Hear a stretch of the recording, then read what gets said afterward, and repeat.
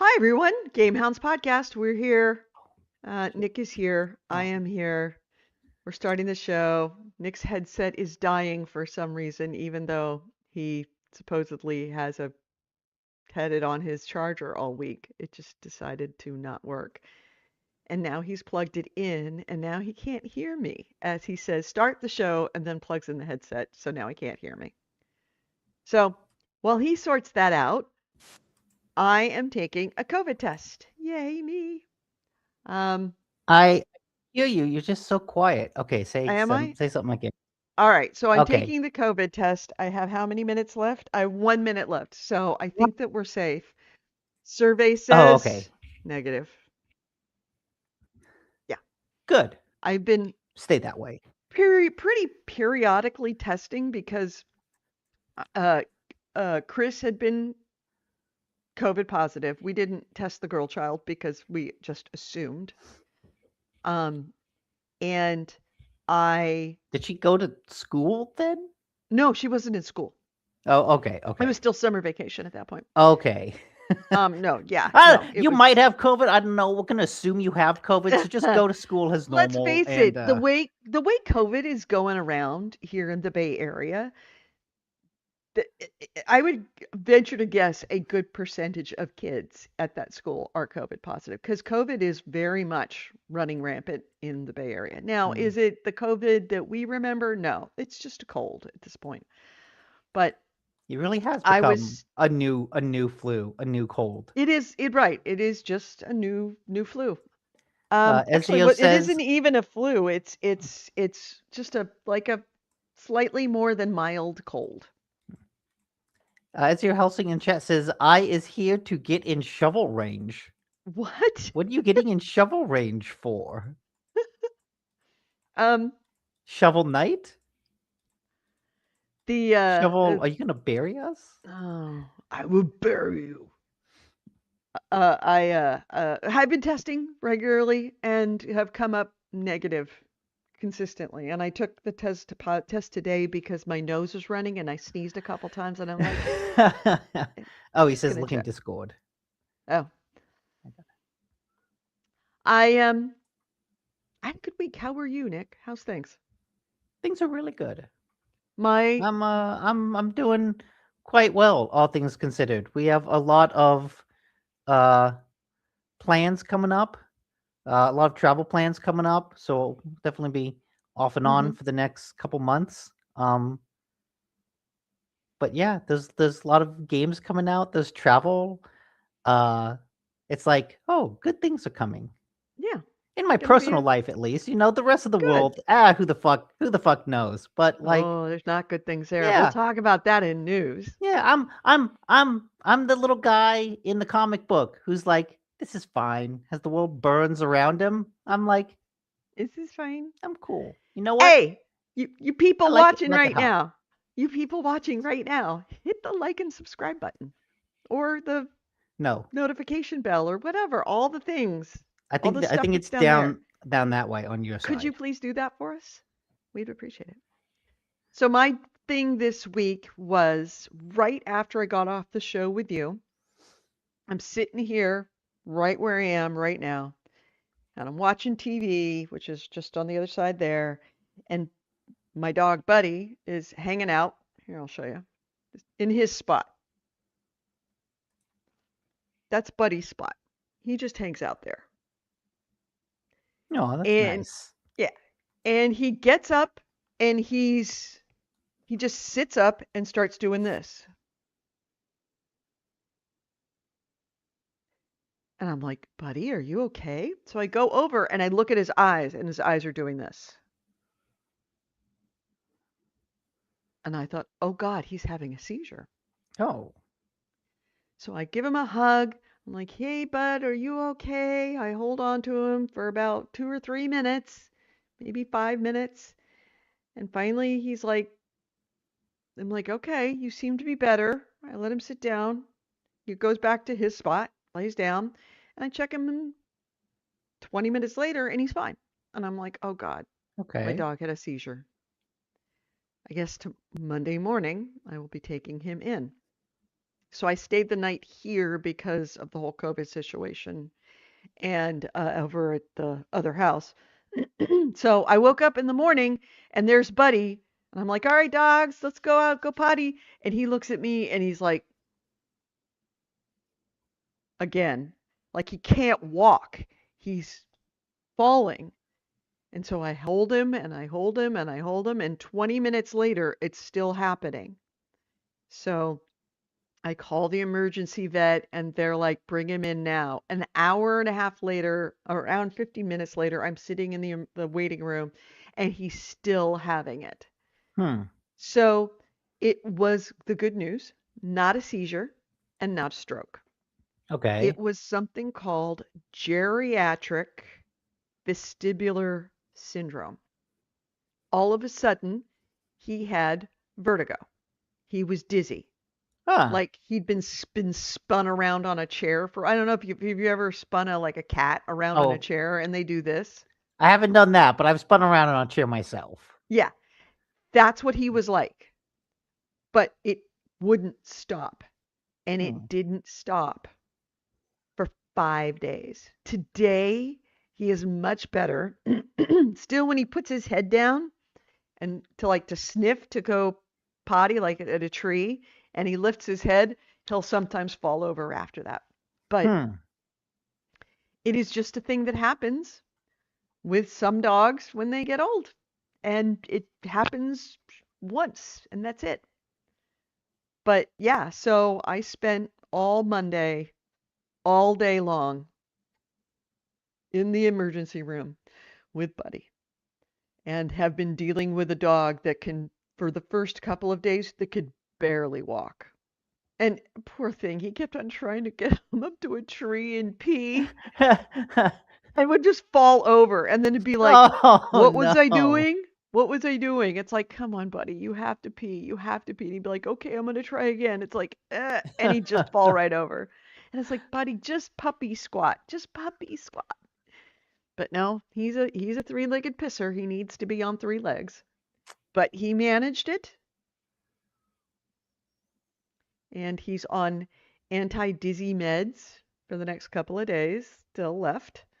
But yeah, but he seems to be okay. All things being equal. It was very concerning. And Okay. my boss, who loves him, loves Buddy. And he's like, make sure my dude's okay, all right? Don't leave that place unless we know my dude's fine. Like your dude's fine. Your dude's That's good. nice. That's Yeah. nice. Your boss is like, whatever the fuck you do, you take care of Buddy. You You save take that care of Buddy. dog. Stay. If I see you in the office, I'm gonna fire you. If I didn't take care of Buddy, I think my boss Bo would absolutely fire me. He He's like, Edie, absolutely I don't trust you. I am stepping in. he absolutely loves Buddy. Aw. Because Buddy just has decided his office is his spot. Like that's his spot here. His office is his spot. So there's a little dog bed right underneath the window, and Buddy gets in that So bed and every time He he's in sits. the office, he just chose your boss's office as like, no, I want to sleep I want here. to sit there. That's where I'm. This is my good spot. This is where I'm happy. Edie who? No, I want this spot This here. spot right here. And he gets in that bed and he stays in that bed for 8 hours. He doesn't get up unless he wants to go for a drink of water, which the water bowl's near me. So he gets up, goes for a drink of water, then goes back in, lies back down. Aw, Doesn't move. Does not move an inch. that's sweet. And Bo loves him.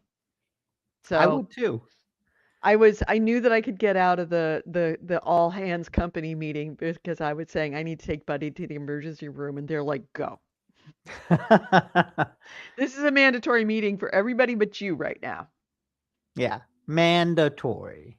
Yep. So, uh, Okay. Yes, I was Ezio just gonna says click to that. anyone who wants to play ESO on console, there's a new add-on called Lorebook Locations by Shinny. You can now finish the Lorebook collection. Oh, Part good of me to know. wants to go back to ESO because I remember it was a good Elder Scrolls game. And I Mm-hmm. feel like I could go for a good Elder Scrolls game. I certainly won't play it now because of all the other stuff coming out. But in the back of my mind, I'm thinking, I want that open world. I want that. I'm just gonna walk in a direction and see what I discover. I Hmm. kind of want that, and you can't get it anywhere else now. No. Boy, I got to give Uh, AC Wraith a hand here. for He looked geriatric up and has a link to vestibular syndrome. geriatric vestibular syndrome. Yeah, yeah. I know. I have two people to play with. It's. Wait, are you gonna click it, or am I gonna click it? Who's gonna click it? I'm okay. There we go. You have two people to play with. Yes, I know. It's not. It's not the issue of that. It's the issue of time. It's Hmm. finding the time to play it. Yeah, ESO is a time sink, especially It's an Elder Scrolls. Yeah, yeah. when you have your established character. And then you leave it for a couple of years, and then you come back and you're Oh lost. yeah. Oh You yeah. don't It'll take remember me how a any of while. the systems work. Oh man, I spent an hour a couple nights ago on the Steam machine downloading mods for Baldur's Hmm. Gate 3 Yeah. before I realized, oh shit, I can't use any of these on consoles. Uh-uh. Oh, okay. So now I have to make a choice. Do I want to like boot up the save on the PS5 and continue there, or do I want to boot up the save on the Steam machine and continue from there? You know what? Do the Steam Because machine because I'm all gonna of the I'm mods, gonna I have it on Steam. I'm gonna download it. We should play together. that's true. All of the mods were just cosmetic things. So just new costumes, new faces, new things like that. I Hmm. think the only functional one was like, oh, the when the icon hovers over something, it gives you more information. But it Oh, was that's kind of nice. interesting searching the mod scene because so much of it was here's a new class, here's a change to how spells work, here's a whole new character. And it's like, oh, like people Wow. do a lot. Hmm. A says, I don't play ESO, but I watched a 2+ hour video about the Enderroll total conversion for Skyrim, if that counts. That counts. Yeah. You think the mod community is crazy for Baldur's Gate? You should see the mod situation for Crusader Kings. Oh man, maybe I should play They actually somebody and it Skyrim was a mod. multi-year effort by many, many people and have created a skin for the game where you can play in the Game of Thrones universe.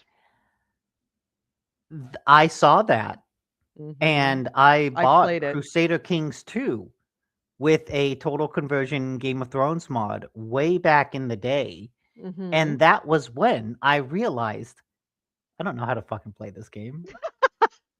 Yeah, I Because I played the downloaded the Crusader mod Kings 3 and I one and downloaded it's everything, great. and I was like, okay, let's do this. Yeah, I want to get into some Westerosi politics, man. This is awesome. How do I take a turn? Is time moving? I don't know. How do I get time to move? What's going on? There's literally nothing happening on screen. I No. think people are moving. What the fuck is going on? Yeah. It's Crusader Kings. It is a grand strategy game. It is not an Yeah. RPG. I But will I will stick the with um have you been watching House of the Dragon? I have not, and there's a reason for that. Oh, you haven't seen any of it. Oh, I've seen the first season. Okay. Yeah. I haven't watched any of the seasons afterwards.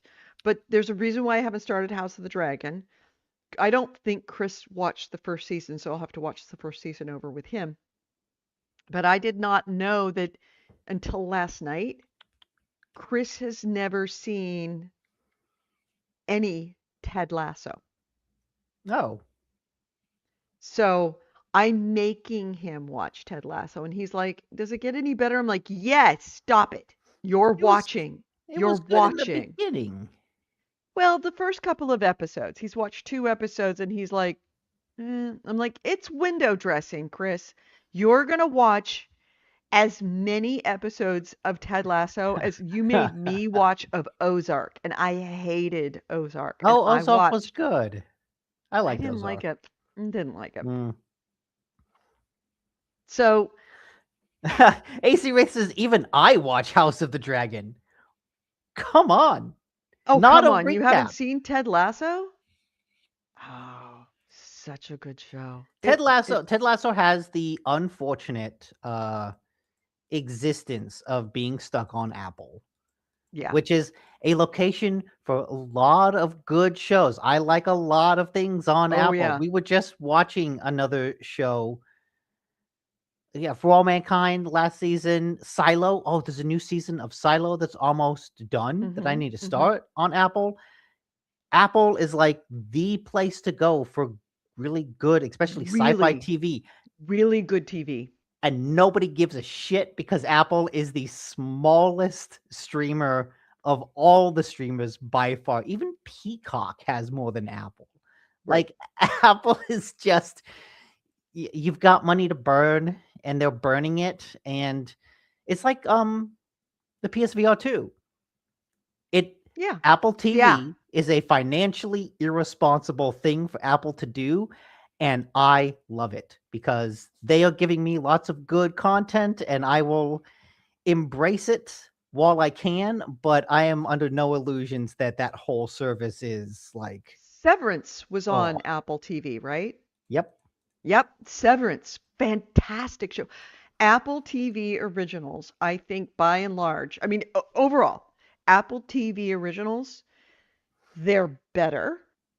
They're better cast, better written, just better shows. But on top of that is they commit to them. Like Netflix made some great shows, but you can't trust that even a fantastic show Have you won't get like just killed in did at you the end of the first season, even though it's left on a did cliffhanger. you see the news reports that Netflix is now like season 2 for a lot of their huge hits have dropped by like 50% viewership.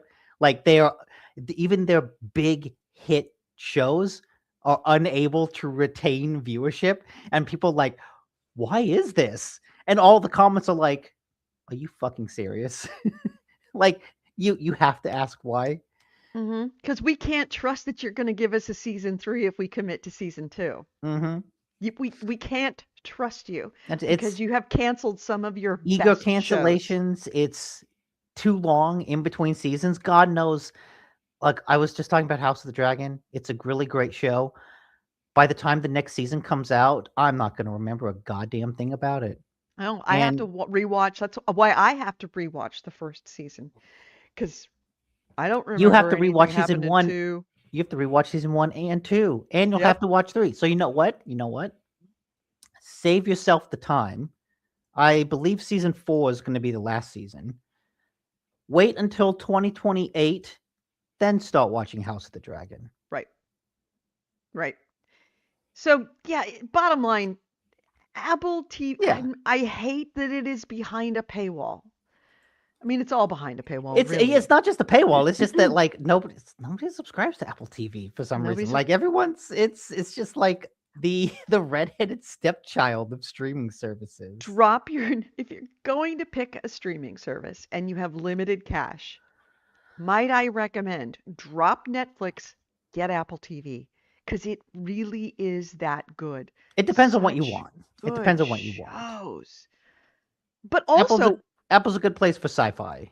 Apple's a good place for not just sci-fi. I mean, you look at Ted Lasso, you look at it's another good Apple Your Friends and TV show. Neighbors is really Your good. Friends and Neighbors is fantastic.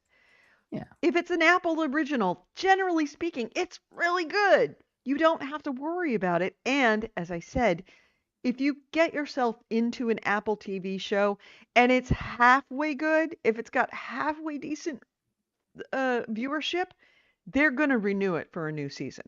You don't have to go through that nail biting of like, okay, I'm going to get myself into this and will I get myself into a cliffhanger that never has a resolution? Hmm. So the it, well, we'll get on to Netflix. Netflix is in our news system about Oh how yes. their lack of commitment to things. We'll talk about that. But before we do that, can we start the show, No. please? No. Please, pretty please. No. Fuck you, we're starting it. This podcast discusses video games, pop culture, and technology, and these podcasters have big, fat potty mouths. Fuck If you. you're younger than 18 or are easily offended, please stop this podcast now. Oh, and your mom said to take out the trash and do your homework.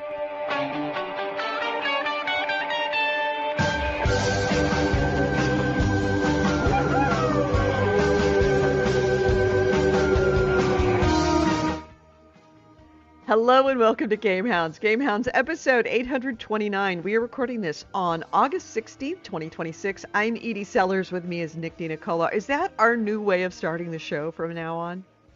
No. I just felt, I felt the Lord speaking through me, and I just had to open my mouth. All right, good. Yeah.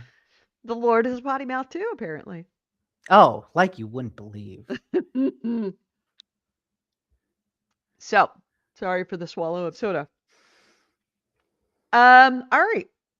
Let's talk games. Okay. What games did you play? I'm still haven't had it much time to play games because, school started and COVID and work is going off the rails, so I haven't had a lot of time to game other than continuing on with Pokemon Go, which continues to be like it's just a collection game, but when there's nothing else to do, Yeah.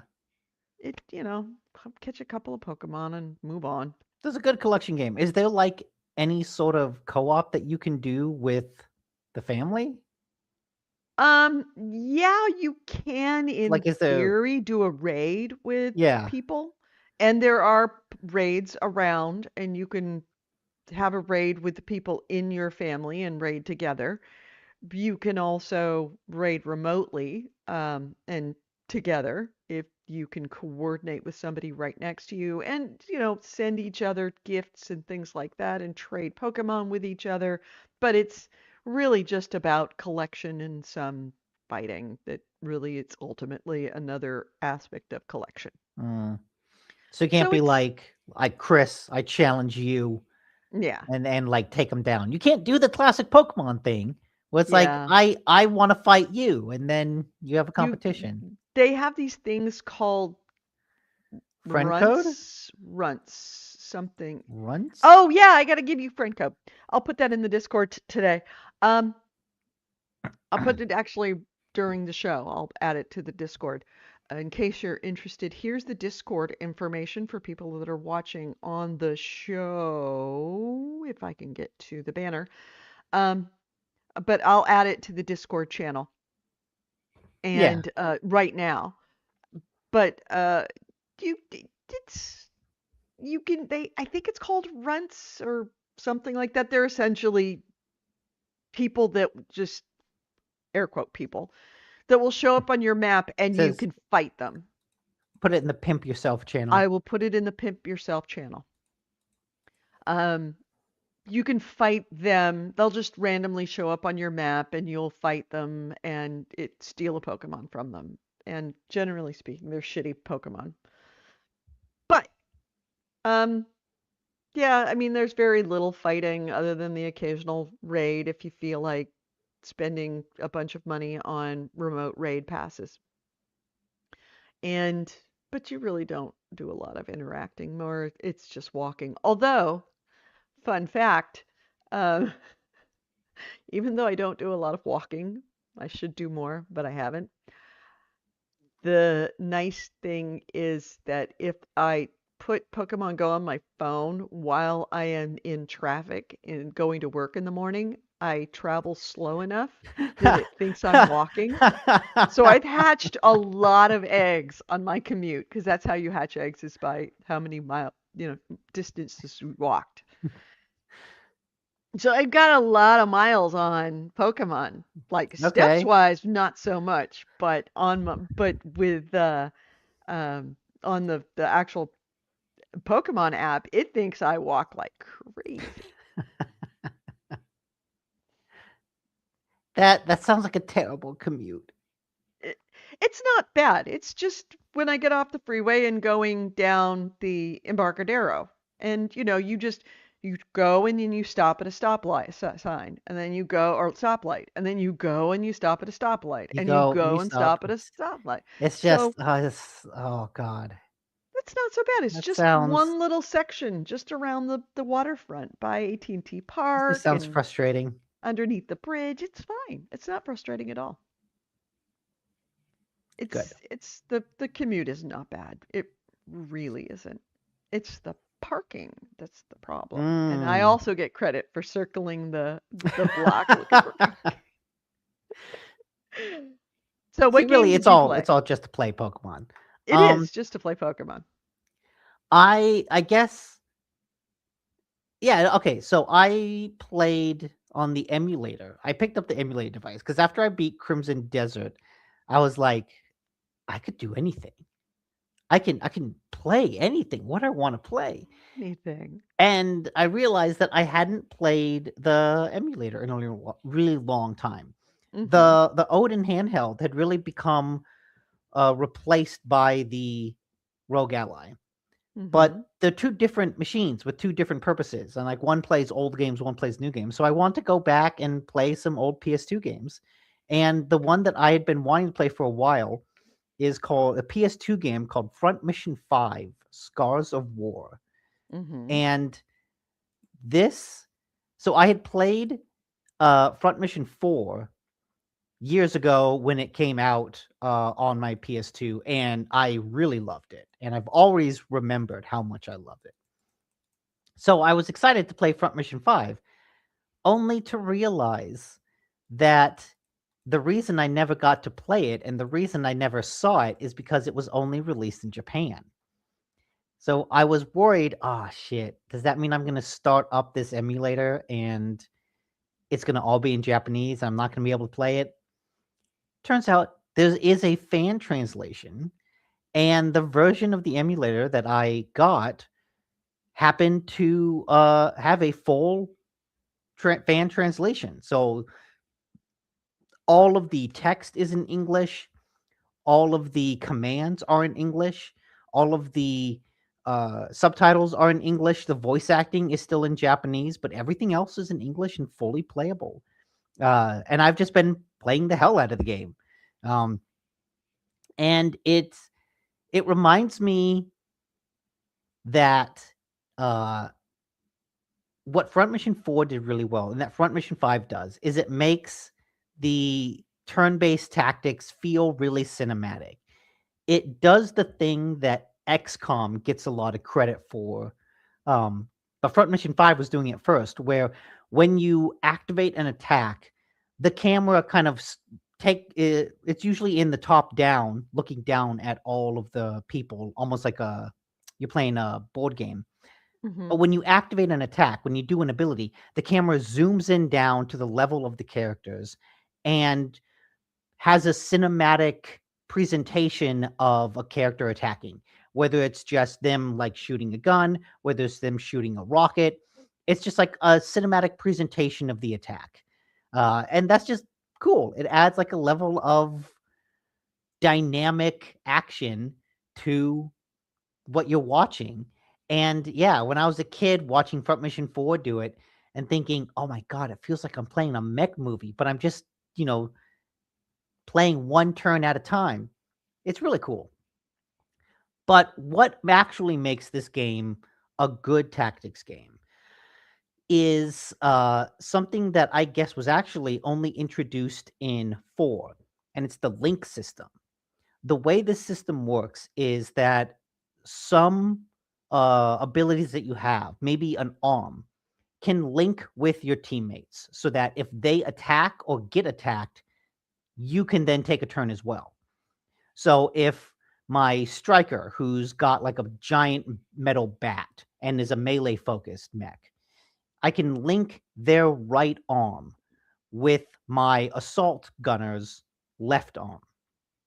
And what that means is the weapon in his left arm and the weapon in her right arm will kind of activate depending on if they're attacked. So I can send my striker forward, have her bash someone, and if my assault gunner is in range, he'll automatically get an attack, but he'll only attack with a gun in his left hand. And so that kind of means you have to play around with the loadouts, thinking, okay, if my assault gunner is linked in his left hand, I might want to put a rifle in his left hand because that has more range than a shotgun.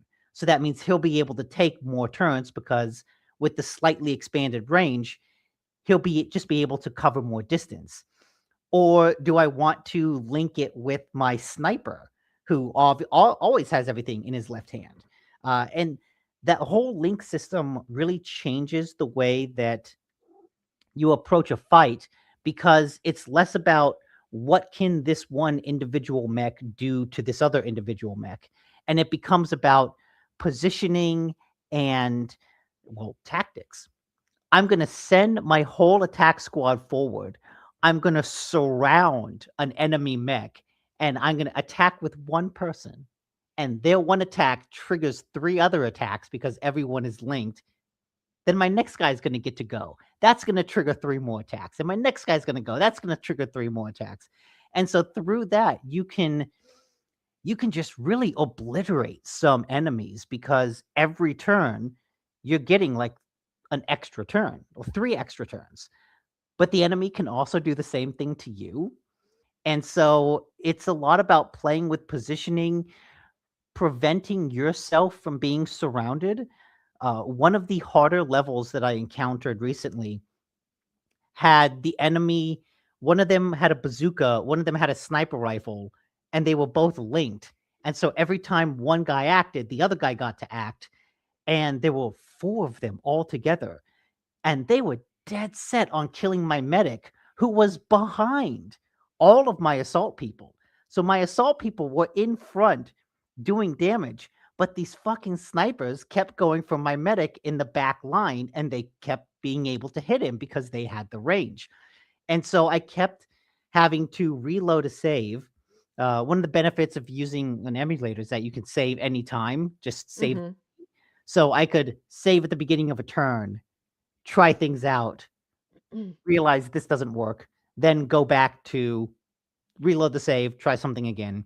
Um, but the way that I got around that is I had to position someone in front of my medic who would just take the hit because they would keep going for the medic.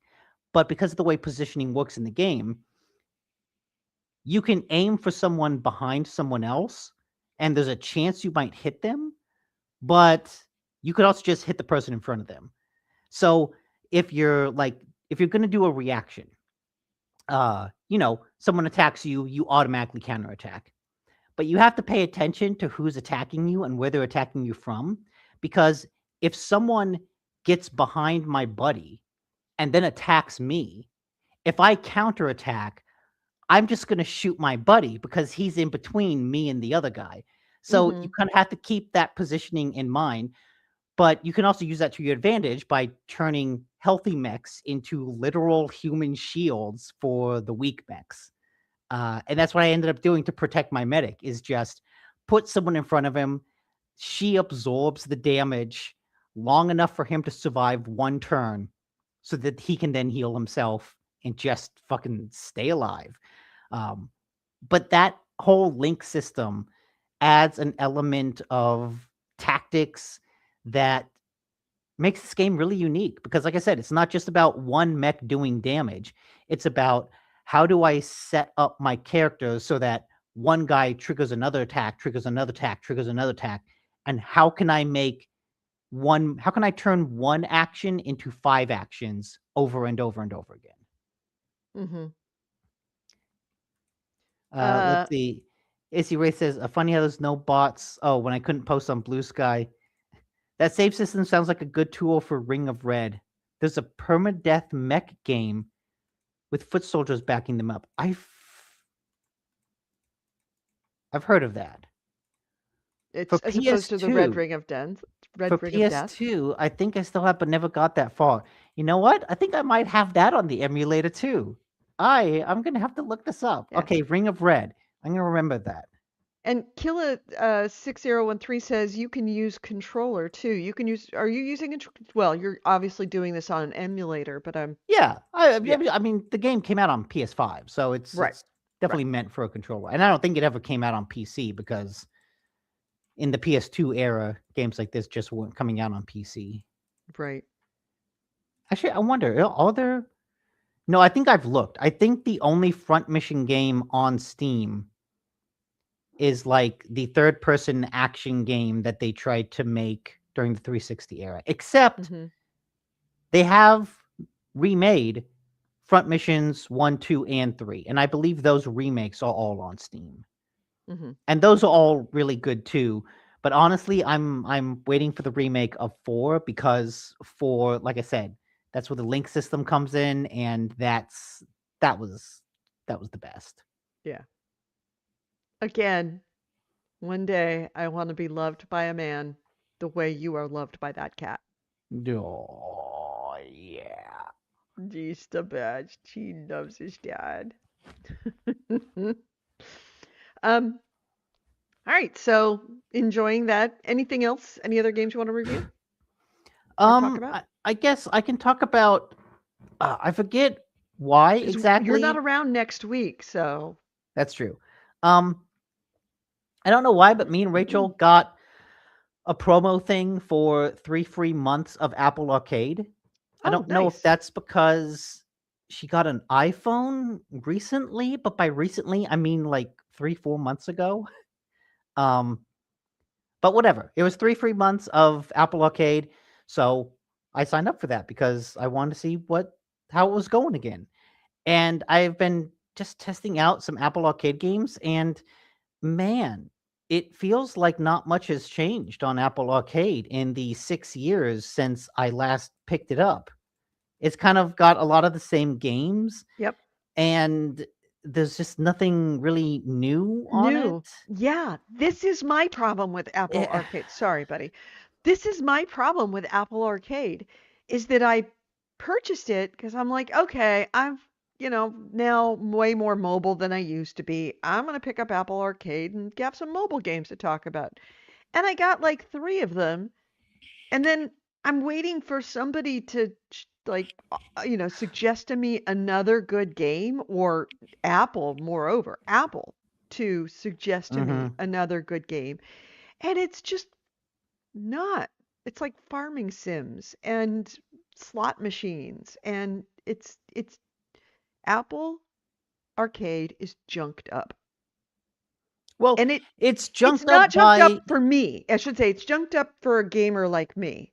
Now, it's not junked up for a gamer like, Mrs. Campbell down the road who loves Farmville. She's doing great. Me? This is not. And the thing is that there are good games out there that I played a lot of. Balatro. I played a lot of Balatro. Balacho's on Arcade.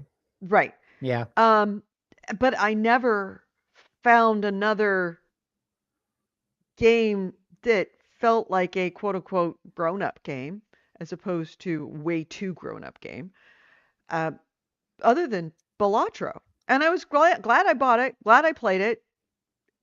Fantastic game. Um, Cult of the but Lamb is on Apple Arcade. is it? Oh, Yeah. well, but I play, but now that I have my Steam Deck that just goes with me everywhere now, Yeah. I don't really have a reason to be playing it on a phone. Yeah. So the thing that it turns out Apple Arcade kind of turned into is it has a lot of the games on regular app store, but it pulls out all the microtransactions. Mm-hmm. So like if you're looking for the typical app store like city builder game that normally asks you for, oh, you got to pay to recharge your energy. If you subscribe to Apple Arcade, you can play that game or something like it and just keep going. Like I'm it turns listening. I'm out, just stepping away for a second. okay, it turns out what they did is Apple invested in making a lot of original games for Apple Arcade, and then those original games, I guess, just didn't do very well, so they stopped doing that. And now it's just, hey, here's a lot of the same games that you know, but with the microtransactions taken out. So you have Stardew Valley plus, you have Bloons TD plus, Temple Run plus, Rodeo Stampede plus, Snake IO plus, and the plus just means, yeah, we took out the microtransactions. But that's all to say. There are some good ones on here. There are some really cute, really good games. One of them that I remember is called What the Golf. It's a short, really, really cute, really, really funny uh, game that's just about playing golf, but every time, every level changes what the golf ball is. So one level, maybe it's a chair, one level, maybe it's a car, but you still control it like a golf ball. And they've made a whole bunch of spin-offs. So there's one called like What the Bat, one called What the Something Else. But it's like a whole series of just like really fun, pick up and play, clever mobile games. But the one I have been playing is this one called Stitch, just Stitch. And it's ostensibly a sewing game because it presents a picture and you kind of have to fill in the gaps of what that is based on the color. Uh, but in practice, what it ends up playing more like is a kind of twist on Sudoku. Or it's not necessarily Sudoku. There's another version of Sudoku that's a bit more math focused, kind of like that, but without the math. So basically, you're given a grid, and that grid will have various numbers in it: 2, 3, 4, 6, 8. And what that means is somewhere within that grid, there's a group of 4 blocks that you have to make. And there's a group of 2 blocks you have to make, a group of 6 blocks you have to make. And if they're different colors, the number will be a different color. And that kind of gives you a hint about what the shape of that is. So if you have 4, what that means is you could have a line of 4 blocks going straight across or straight up and down. Or you could have a cube, 1, 2, 3, 4. If it's 6, you can have a line of 6 going up and down, or you could have a group of 6 going across or going vertical. It changes. And so when you got to skip ahead 20 minutes or so, get to the more complicated shit. Now, yeah, like this. So you look at the 6 number, and because of how it's positioned, you kind of know, oh, that 6 is going to be 2 across and 3 down. That's how the 6 is shaped. And so you just kind of make a little stitch of those colors, and then you move on. And the puzzles are not particularly difficult, but they're satisfying. And so it's the kind of game where you just pick it up and you can just kind of blow through a level, just like, yeah, 2, 2, 2. I got this. And then you're hit with one that kind of makes you stop and think and wait, it's a 6 here, so I can't fit it. There's other numbers here, so I can't go that way. It has to go this way. But if it goes that way, it blocks these other numbers. How do I get the numbers to fit? How do I get the shapes to fit? And it triggers that part of the puzzle solving brain just enough to be satisfying. But it's also easy enough that, you can just kind of blow through a level very casually. So it's got that right level of difficulty of being easy, but not too easy. Yeah, this guy's trying to figure it out. Yeah, so I'm looking at this, and clearly that 5 has to go vertical because it can't go horizontal because there's a 3 in the way, and you can't make a cube out of 5. So that 5 has to go straight up. But he has a 4 in the way, as you can see. So he has to realize that he's got to erase that 4 block that he's made to make the 5 block go up. And he's not doing it because he's kind of an idiot. Mm-hmm. Just watching someone have trouble solving a puzzle. There he goes. There he goes. He got rid of the 4. And see, you look at that 4 cannot go straight down because there's a 3 in the way. So that 4 clearly then has to become a cube. There we go. He got the cube. That 3 can then go straight down. The 2s go across, and the 6 takes up the empty space. So in that way, it's very Sudoku-like, right? Mm-hmm. Where you're going, oh, this has to be a 7, and so then this has to be a 2, and this has to be a 3. And by process of elimination, you can figure out what the numbers are. But instead of figuring out what the numbers are, you're kind of working with spatial distance in this game. So you're working with shapes rather than numbers. But the Right. numbers are there to define what the shapes are. What's the shape of the shape? Right. And yeah, it's a perfectly satisfying game to pick up, play for a little bit, and then put away. Yeah. And it looks kind of fun. It looks like one of those games that I frequently need and want is just a noodler. Yes, it is a noodler. It is absolutely a noodler.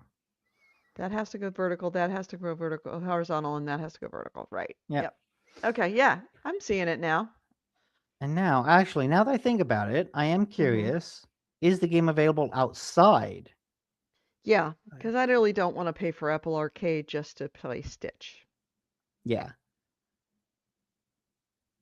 No, I believe it is only available on Apple Arcade. Ooh. And whether it's worth that, I don't know. I don't have know that that's worth $9 a month. the thing that I'm most excited for from Apple Arcade is the game Fantasian, which is one of the original games Apple funded early in Arcade's existence. There's a remake for consoles and PC called Fantasian Neo Dimension because they realized we didn't sell enough on mobile. So let's remake a version for consoles and PC. And I've wanted to play it, but hey, if I can play it as part of this free trial subscription, I may as well do that. So Sure. it's one that I've wanted to check out for a while, and now that I have the free arcade for 3 months, I want to take the opportunity. Good call. But that's the only other thing I've been playing, just like jumping through a bunch of different mobile games, kind of exploring Apple Arcade and realizing this hasn't really changed all that much. And I will get a lot out of the free 3 months, but I don't know if I'm gonna stay subscribed after that because this Yeah. doesn't seem like there's a lot of points. So, breaking news, Ezio Helsing and I are now friends in Pokemon Go. I just accepted. Nice. Oh, AC Wraith also said that Fantasian or Stitch is not on Android at all. Wow. That's I Hey, guess you sign with Apple. must have Apple must have paid for that. Yeah. Um Wait, all right, what was so that other there's the game he was links to talking those about? two. Ring of Red. Okay. Yeah. Ring of Red. Not Red Ring of Death. Well, there's but Ring of another Red. PS2 game called Ring of Rose. No, Mhm. Rule of Rose. That's like a survival horror game. And Yeah, I remember that. it's the exact same acronym, not acronym, but the exact same initials, and it's messing with me. Mhm. Ring of Red. Yes. So, okay. Any other games we want to talk about before we hit the news? No, that's it. There's a lot of stuff coming out, man. Oh, it's beginning. I think this next week, Mortal Shell 2 is releasing, and that is the beginning of like the deluge has begun. Yeah, we're within a week or so we're Yep. going to start seeing a ton of games August dropping now. August 20th is Mortal End Shell of August, 2. all of September, most of October, and then it's going to be one game until December. So like it's been interesting because like there's a new gameplay video for Control Resonant. There was recently a lot of big previews for Onimusha, Fire Emblem, and what was the other game? the other big game that they did a preview of. Don't remember. I don't remember, but like uh you're seeing a lot of talk. Oh, Phantom Blade Zero put out like an Right, 11-minute gameplay trailer with the right. state of play that's going to happen next week. So like Hmm. you're seeing all of the marketing start up for all of these games at the same time, and being like a month away just kind of reminded me like, oh yeah, we're getting to that point because all the marketing is starting to come up at the same time. It's like, oh fuck, that's Yeah. because you know what, I don't have a Switch 2, but all those previews of Fire Emblem's Fortune Weave, that game sounds like a fucking banger. Hmm. So I'm Yeah. excited for that. I was Star Wars Zero Company, XCOM Star Wars. I thought that's a good premise. I wasn't gonna buy it initially, but based on some of the trailers and previews, they describe a link system similar to what Front Mission does, and I thought, oh man, Yeah. that could be cool. The So it the turns out, next the next couple of months is going to be very difficult to be a gamer because there's and this is the downside is that you know that November is going to be GTA month. yeah, But that means September and December are everything in else October. month and October. Um, Everything else month. So yeah, you're and going to have just an absolute deluge of games coming in about 2 weeks that are well, all it's going to drop all at the same time. it's also surprising because even the games that I weren't interested in are getting previews that are really positive. Oh, Hmm. you can close the door. Um, in a way that kind of elevates them that I wasn't thinking about them before, like Star Wars Galactic Racer.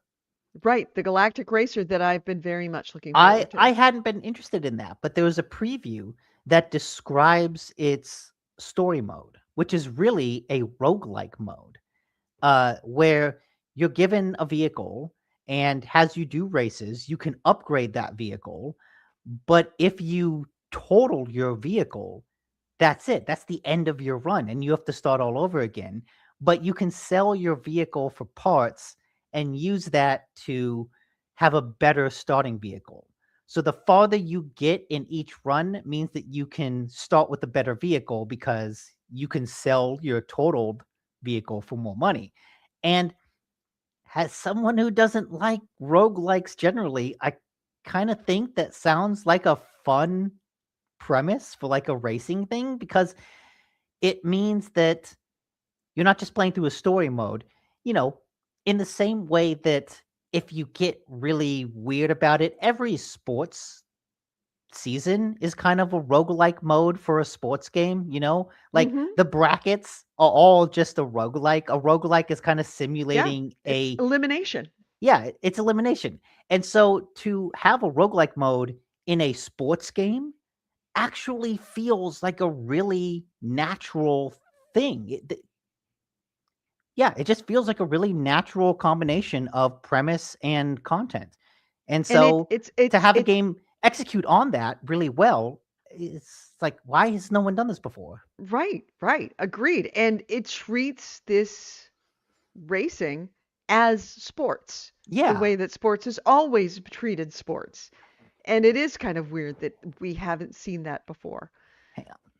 But I think that it's, Close the door. uh-oh, we've lost Nick. But I think it's also a function that when you're playing something that you have to build upon, that you're constantly improving your machine, improving your thing, the thought of losing it is terrifying. And I go back to the original the mech game that I love so much. Permadeath mech game. The Permadeath mech game. Oh, that Steel Battalion. Steel Battalion. Steel Battalion was the ultimate of that, where Mm-hmm. you started back at zero.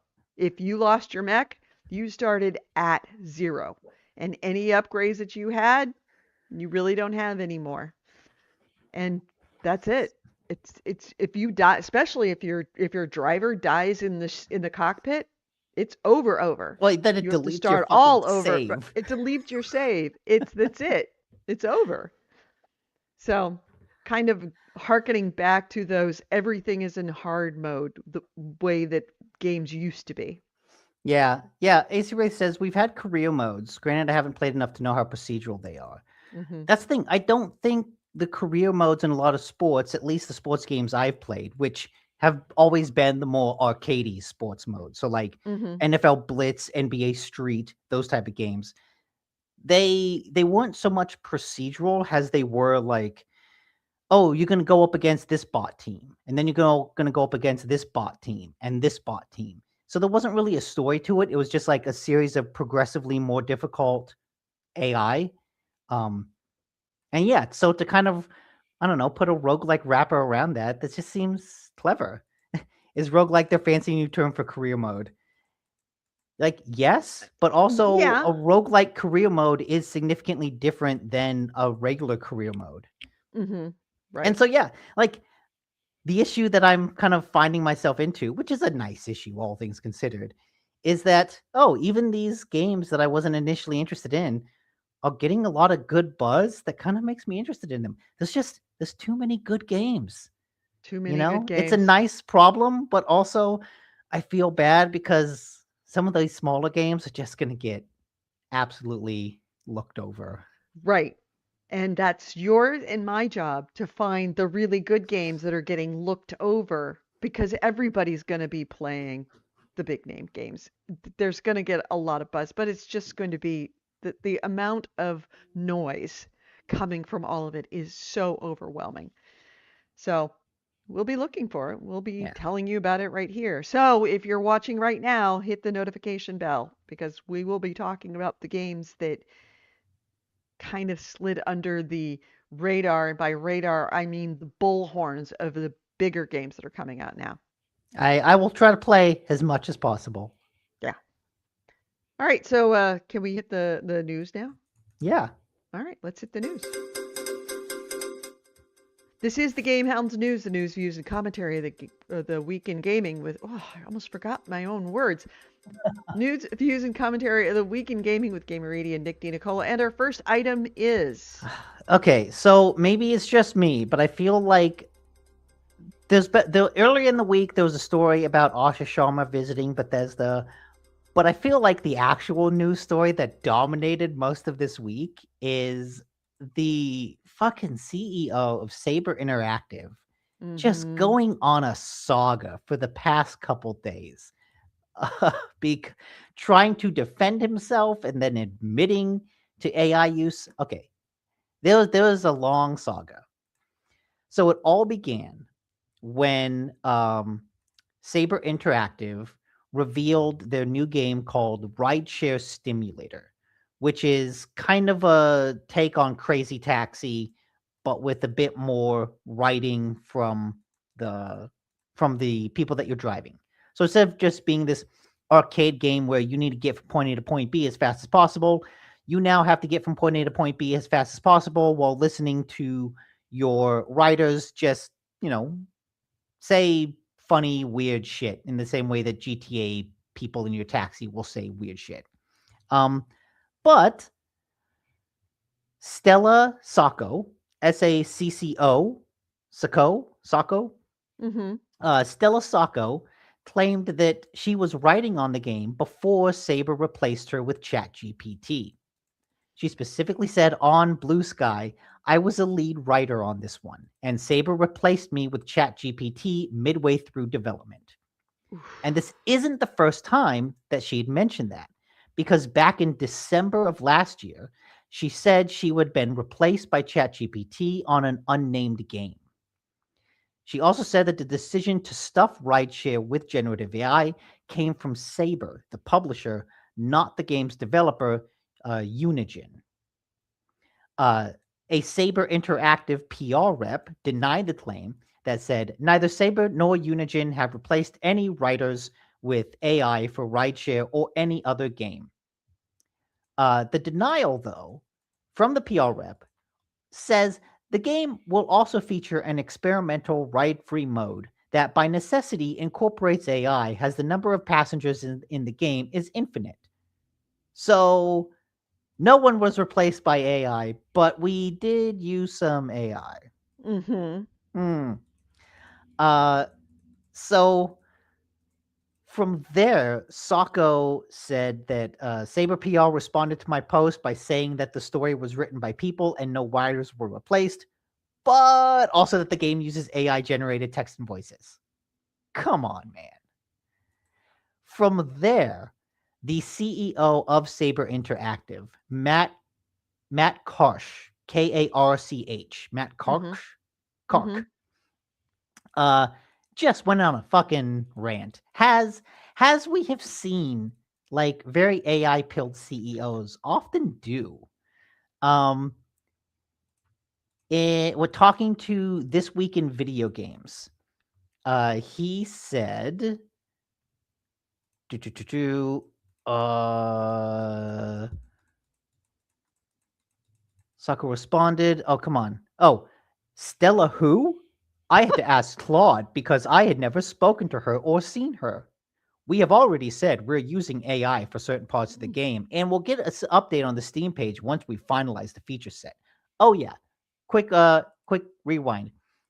After the PR rep admitted, yeah, the game uses some AI, people were quick to point out there's no AI, disclaimer on Steam page. Mm-hmm. So what the fuck? Um, but Carl continued, AI is involved in certain parts of the game, and we'll update the Steam page once we finalize the feature set. Let me clarify that the entire story script, were it to win an award, would go to someone who can walk up on stage and receive it. It was always our intention to reveal this until Stella violated her confidentiality clause and revealed this before we were ready.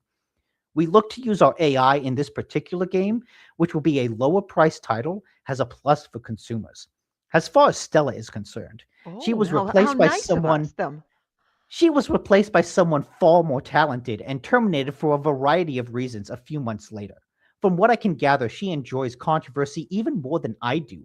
I would frankly, in retrospect, have been happy to replace her with AI. At least we would be dealing with someone programmed to be honest. Oh my God. and and Wow. to her credit, her response to that was that statement is remarkably pathetic for the CEO of any company to be making. And combined with the AI use, it will do far more damage to Saber's reputation than it ever could mind. This screed will be many people's first exposure to the Saber brand. Mm-hmm. She's And not wrong. he then doubled down on it, uh, double down.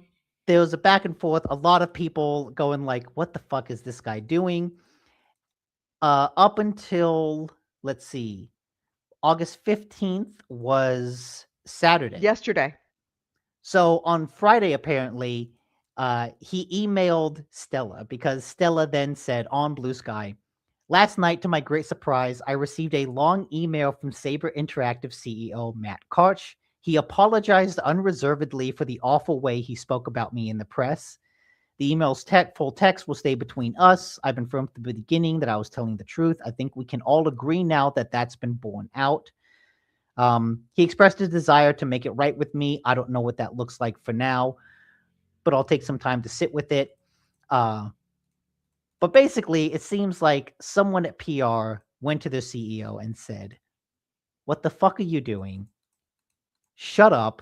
Stop talking. And And go apologize. apologize. Yeah. And a lot of people have said that this very clearly feels forced. Someone had a gun to his head and said, just apologize. There Mm-hmm. has been no public statement from Saber or Matt about this. Maybe we'll see something on Monday when, the work week resumes. But other people have said any sort of apology, even if it's forced, is good. It's Take better than this not. as a minor victory, a minor win, that he at least recognizes he has done damage to his brand and to Saber Interactive's brand, and just take that little victory. If you are a CEO of anything, never punch down. Yeah. Never punch down. It only makes you look bad. If if anything, he could have gotten somebody else at the company to punch across for him, but never, ever, ever go after an ex-employee who's a writer. It just makes you look like a bully. It just, and like, there's no reason for it. There's no There's reason there's for no it. reason that he couldn't just say, like, I don't know her, but I don't know her, but I'm sure we left on fine terms. She wasn't replaced. Like, there's a way, there's just a way to do it that isn't. I'm pretty sure she deserved to be replaced, and I'm happy she's Yeah. gone. But I don't know Yeah. her. I don't know But I her. don't know her, But but I'm yeah, really glad she's gone because she's clearly a liar. there's just a way to not be childish about it, Yeah. even if that way is flat out denying and lying. I don't know. I don't know what's better. Would it have been better for him to flat out lie and deny everything? I It's mean, hard to that would be say. less litigious, possibly.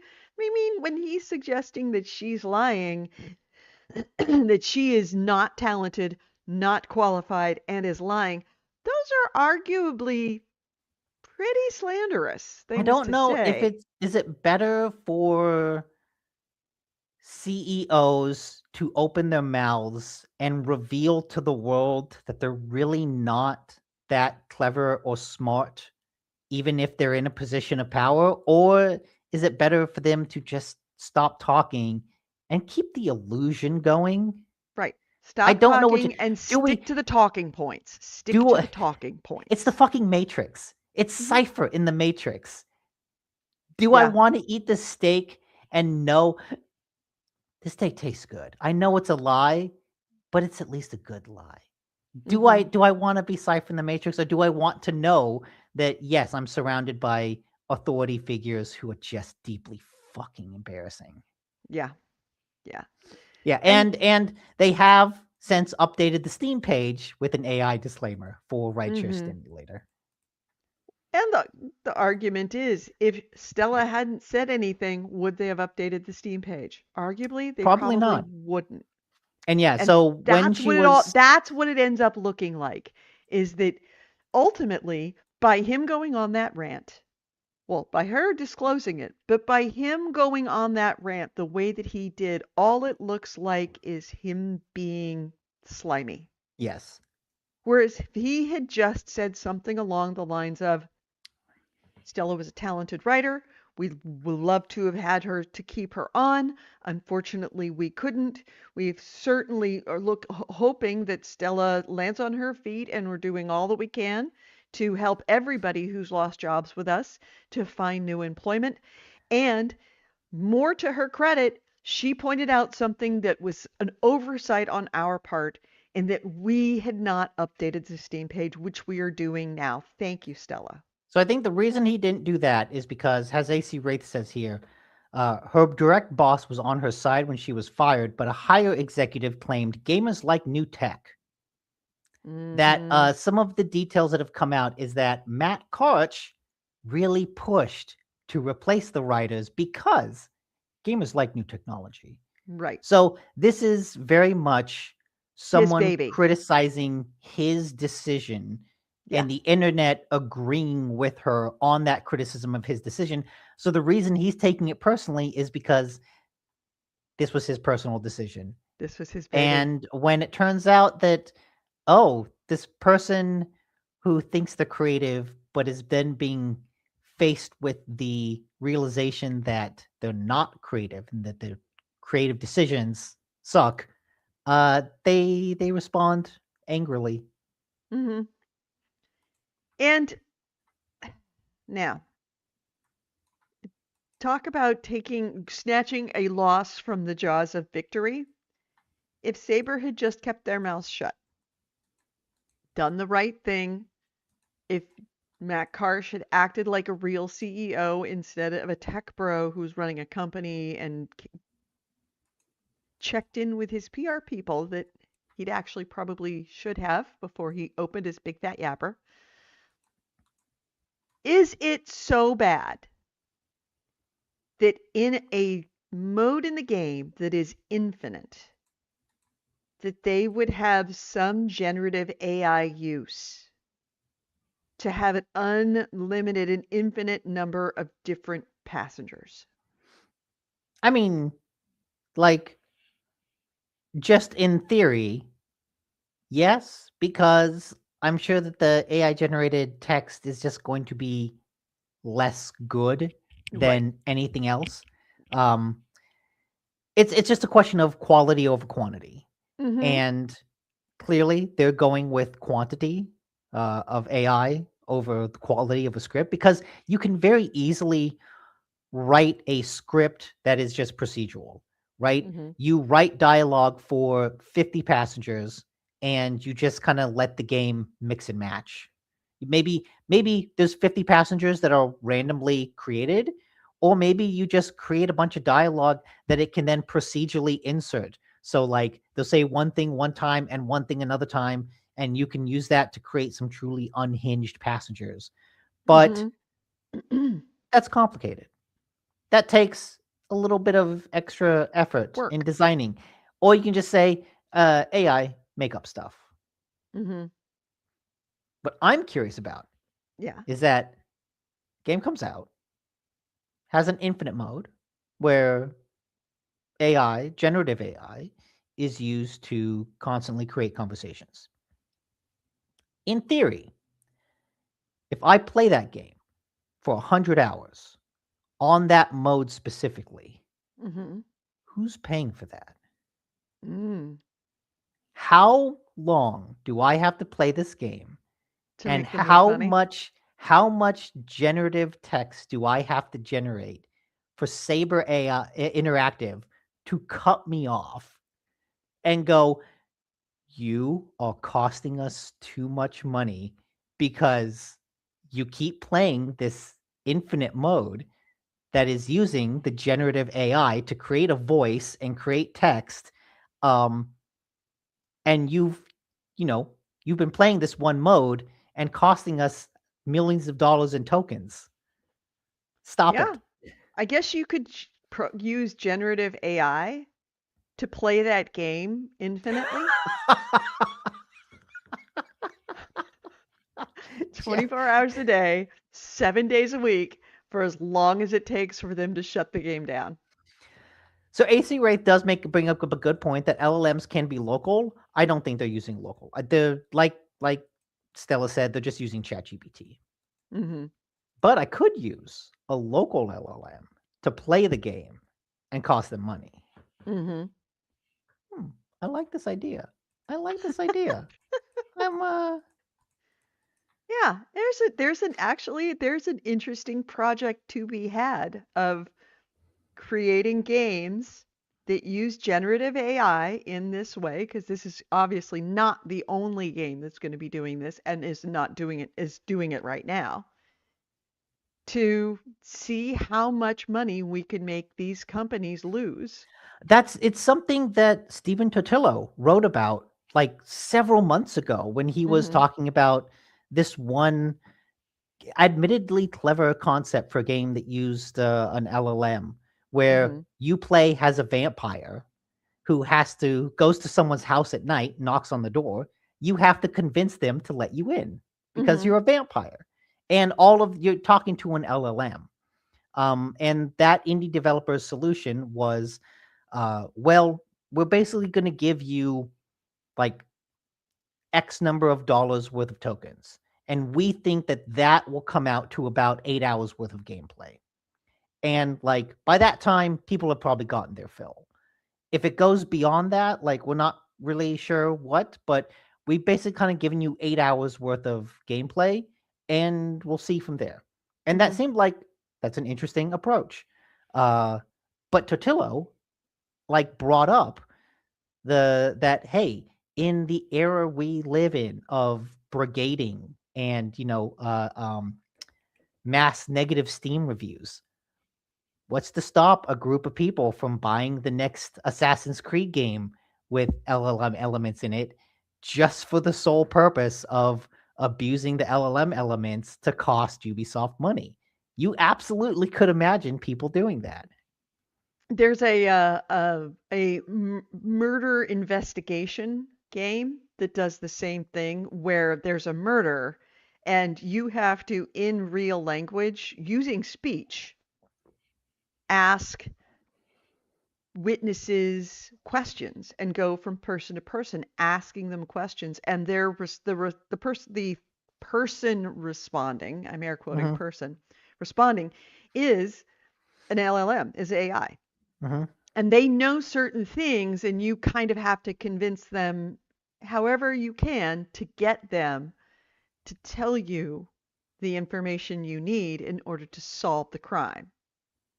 So it's a bit like oh, what was that Team Bondi game that I liked so Oh, much? L.A. L.A. Noir. Noir. Yeah, a bit Yeah. like L.A. Noir, but you're more asking questions, and you can ask it with a headset actual questions and talk to this LLM, to talk to this AI, and get engage them in conversation so that you can get the information you need. You could easily hook up an AI to do that for you. Yeah. And to just, going back to one of my favorite projects, God, one of the funniest things I've ever seen on the internet is when they when the Google bots, the Google that came out with their little Google talking thing. They're I don't want to say the A word because that will No. light up everything in the Yeah. house. Alexa. Yes. Google Home. Yeah, yes. And they set two of them next to each other and gave them different names, one a man and one a woman, and then and then put a camera in front of it and let that camera run 24/7, and they had conversations with each other that were fucking unhinged. And it went on. I think they did it for an entire weekend. It was no end of hilarity of the conversations that those two would get into. Sometimes they were, not quite talking to each other, or they'd lose the threads on each other, but every once in a while they'd catch a thread and they'd have this conversation with each other, and it was unhinged in the most amazing ways. Certainly when they got to something about, do you like me? Once one of them said either do you like me, or I don't love you, or I don't like you very much, then they would get into this, do you love me? Yes, I love you. No, I don't. It was just it was the um it was the soap opera from a completely twisted universe, and I couldn't get enough of it. I watched that thing almost constantly the entire weekend because it was so compelling.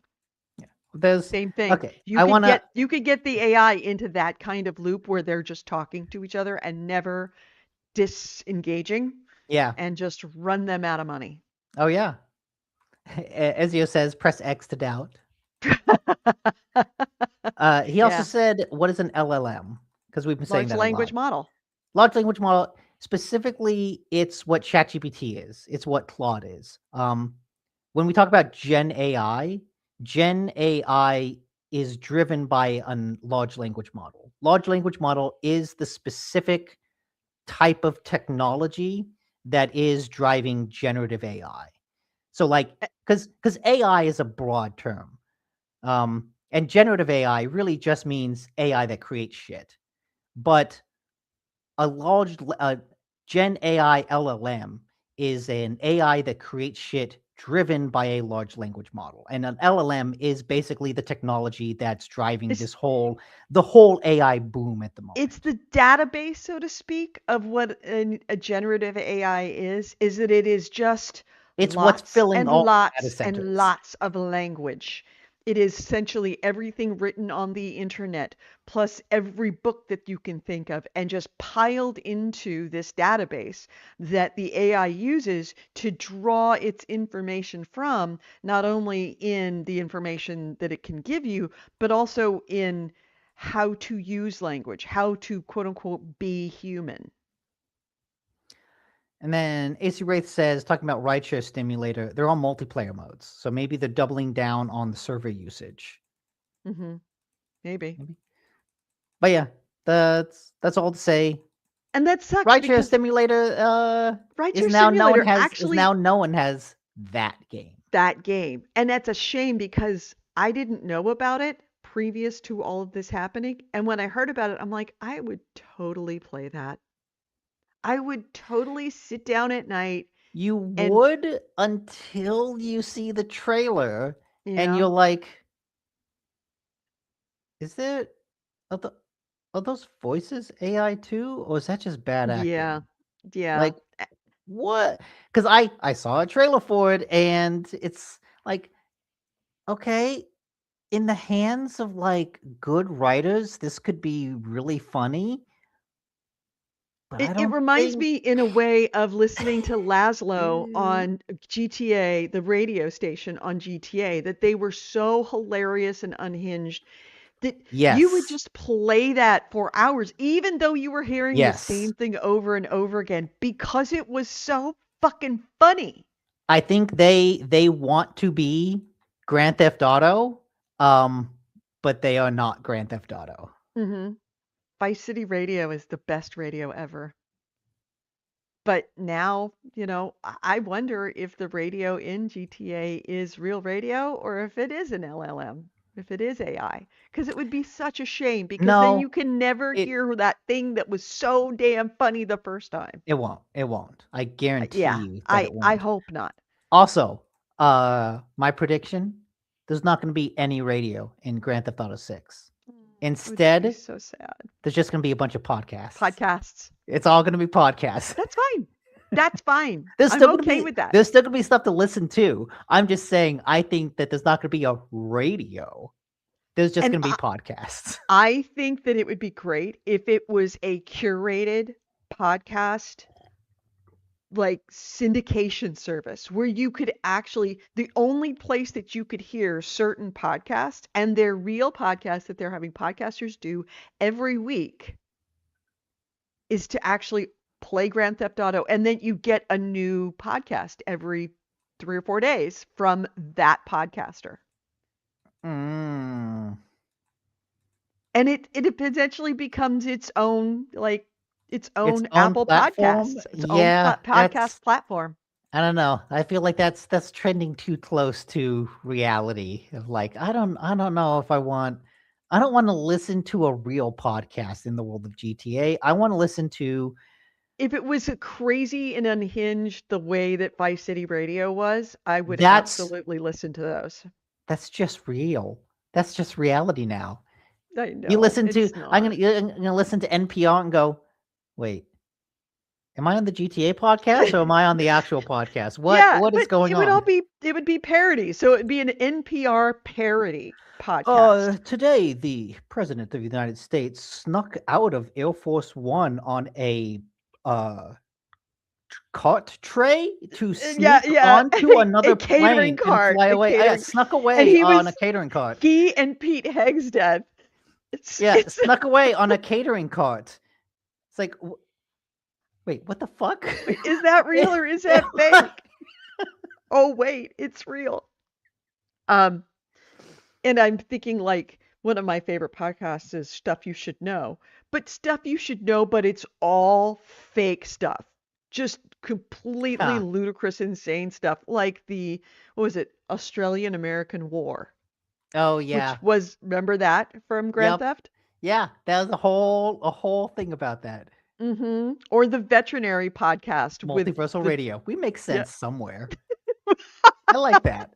That's good. We should be working for Rockstar. We totally should. You and I should both be the executive directors of content on Yes. for Yes. for GTA Radio, GTA podcasts. Goalie would make an amazing show on that. Oh, he would. Oh, He would. oh God, would Goalie be good on that? Rockstar. Okay. My digits are down there. Um, Contact me anytime. Happy to help. that's it. Yeah. Okay. So that's all I Alright. had for my first story. All right, my first story then.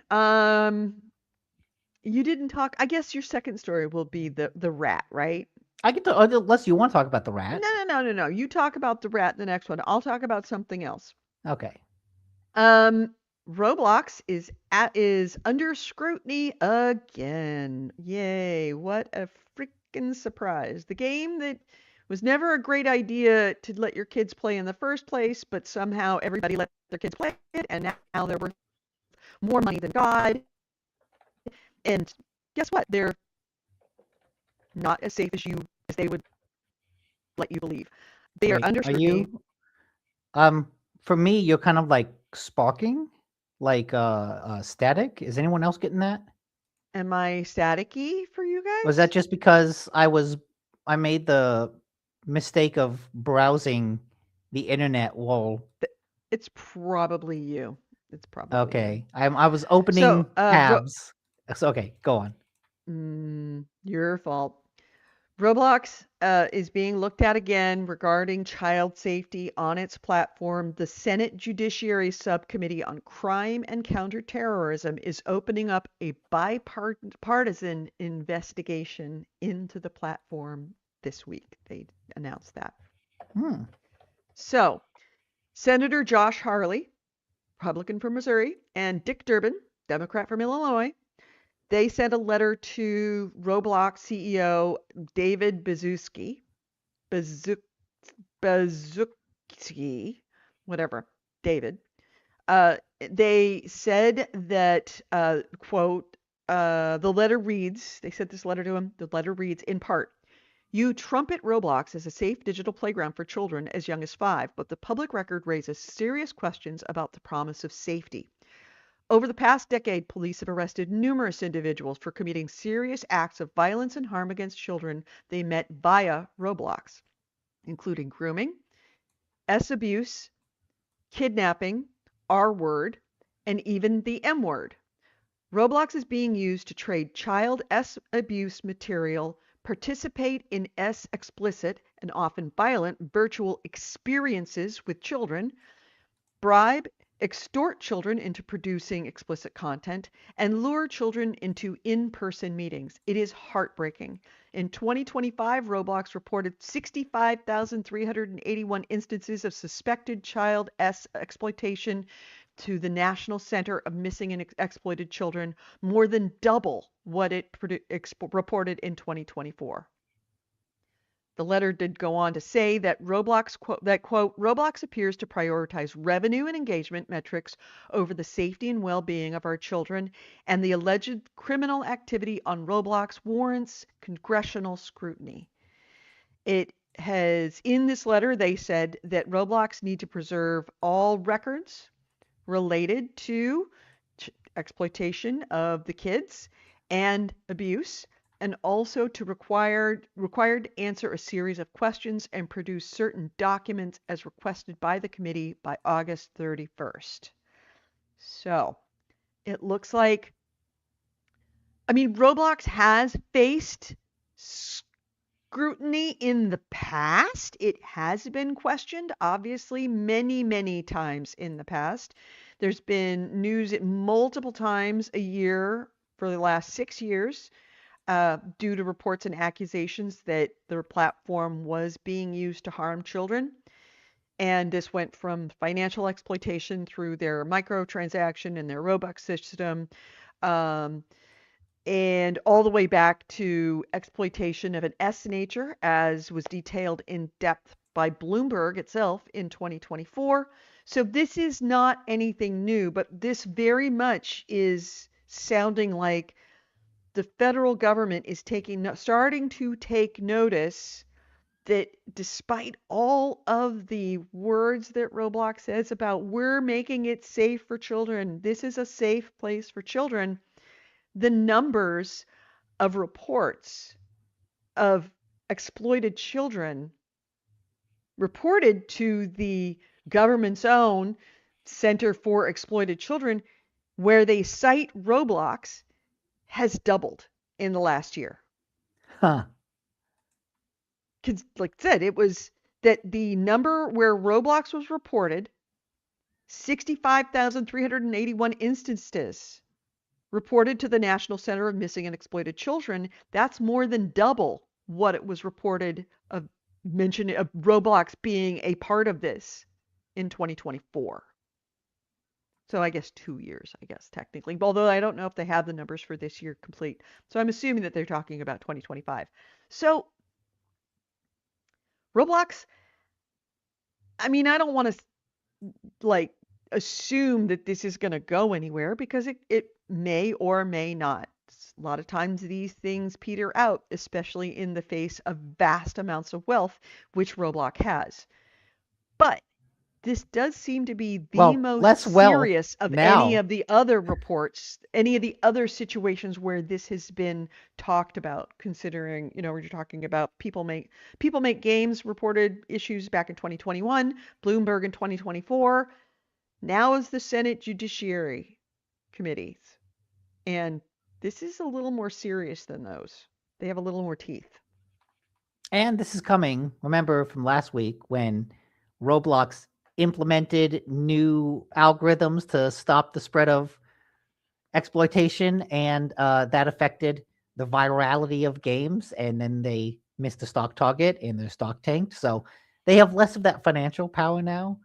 And AC Slightly Wraith put out a less. story too that New York school security guard sentenced to 30 years for sexually exploiting a Michigan child he met on Roblox. Mm-hmm. So as more of those stories come out, I think that increases the pressure on Roblox. It's been hiding in plain sight. It is the worst kept secret in all of, dare I say, all of technology. And It's not just Roblox, I it's like can't. YouTube as well. YouTube Kids is Yeah. just like a slop service. Mhm. And like, look, kids are so stupid. And they will watch anything, they'll play anything. They're so easily manipulatable that they're the perfect like consumer for products. And so it's so easy to exploit them. And Yep. yeah, I think what we're seeing now is from how old is Roblox? When did Roblox first start? God, it's got to be at least 10 years. Yeah. Roblox online game platform released on September 1st, 2006. So, God, it's 20 years old. 20 years is how Oh. long it takes for laws to start taking notice of online infrastructure. So 20 years of just blatant. 20 years. And that's the thing. It's not just like it's been like, in the underground. Maybe it's happening. Maybe it's not. No, blatant, Yes. known about this and So, been a like, problem. So And they haven't been able to fix it in 20 years. like Because they don't want to fix it. They so make like money on it. AI regulation, not until let's say 2045 is when we will get AI regulations. Maybe. I don't know. This 20 years. This seems pretty bad. Now, keep in mind, it is not a coincidence. Yeah, especially when you can buy children's accounts. Right. It's not a coincidence that this is happening in August, right before a November midterm election, when I believe Holly is up for, and when is Holly up? Where's this Josh Hawley, the guy. Josh Hawley, who's the Republican from Missouri. Let's see. He's good till 2030. Okay, so he doesn't have to be this. And then Dick Durbin, but he's probably doing it. But other Republicans who are looking to be reelected in November are probably signing on as well. And then Durbin, he's in 2027. His term ends January 2027. Yeah. When did that happen? Anyway, sorry. What? AC Wraith said to Ezio, "Congrats, you've joined Chaos and being misnamed." And Who being misnamed misnamed to who? me. When did we? Oh, when I said that, did I call AC Wraith Oh, when I probably. put that up? I Probably. wasn't thinking. Yeah, sorry. Everybody's AC Wraith in this chat room. Yes. Who the So the yeah. real AC Wraith, please stand up. I'm standing up. So yeah, it's kind of surprising that Roblox has like gone this long without these type Yeah. of things, because the whole think of the children has always been such a strong political, I don't know, Especially with factor, motivator. one of the parties, one of the two parties has been a huge, for God's sakes, think of the children. Yeah, and so it's kind of surprising that that has fallen by the wayside so much. Mm-hmm.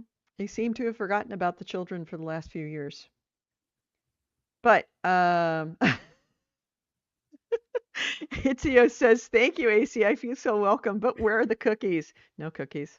Sorry, the cookies are a lie. No, So we're is the sending you cake. some of those like triple stuffed Oreos from the Would You Eat This channel. Yeah, you're the one with all the good cookies, dude. You should be sending them to us. Oh, where was it? So, Would You Eat This? There was like a giant Oreo. Yeah, deep fried Oreo, chicken and waffle Oreo. Yeah, that's the one that I oh, wanted. Oh, I oh, want that. I want that. oh, that sounds That disgusting. sounds good.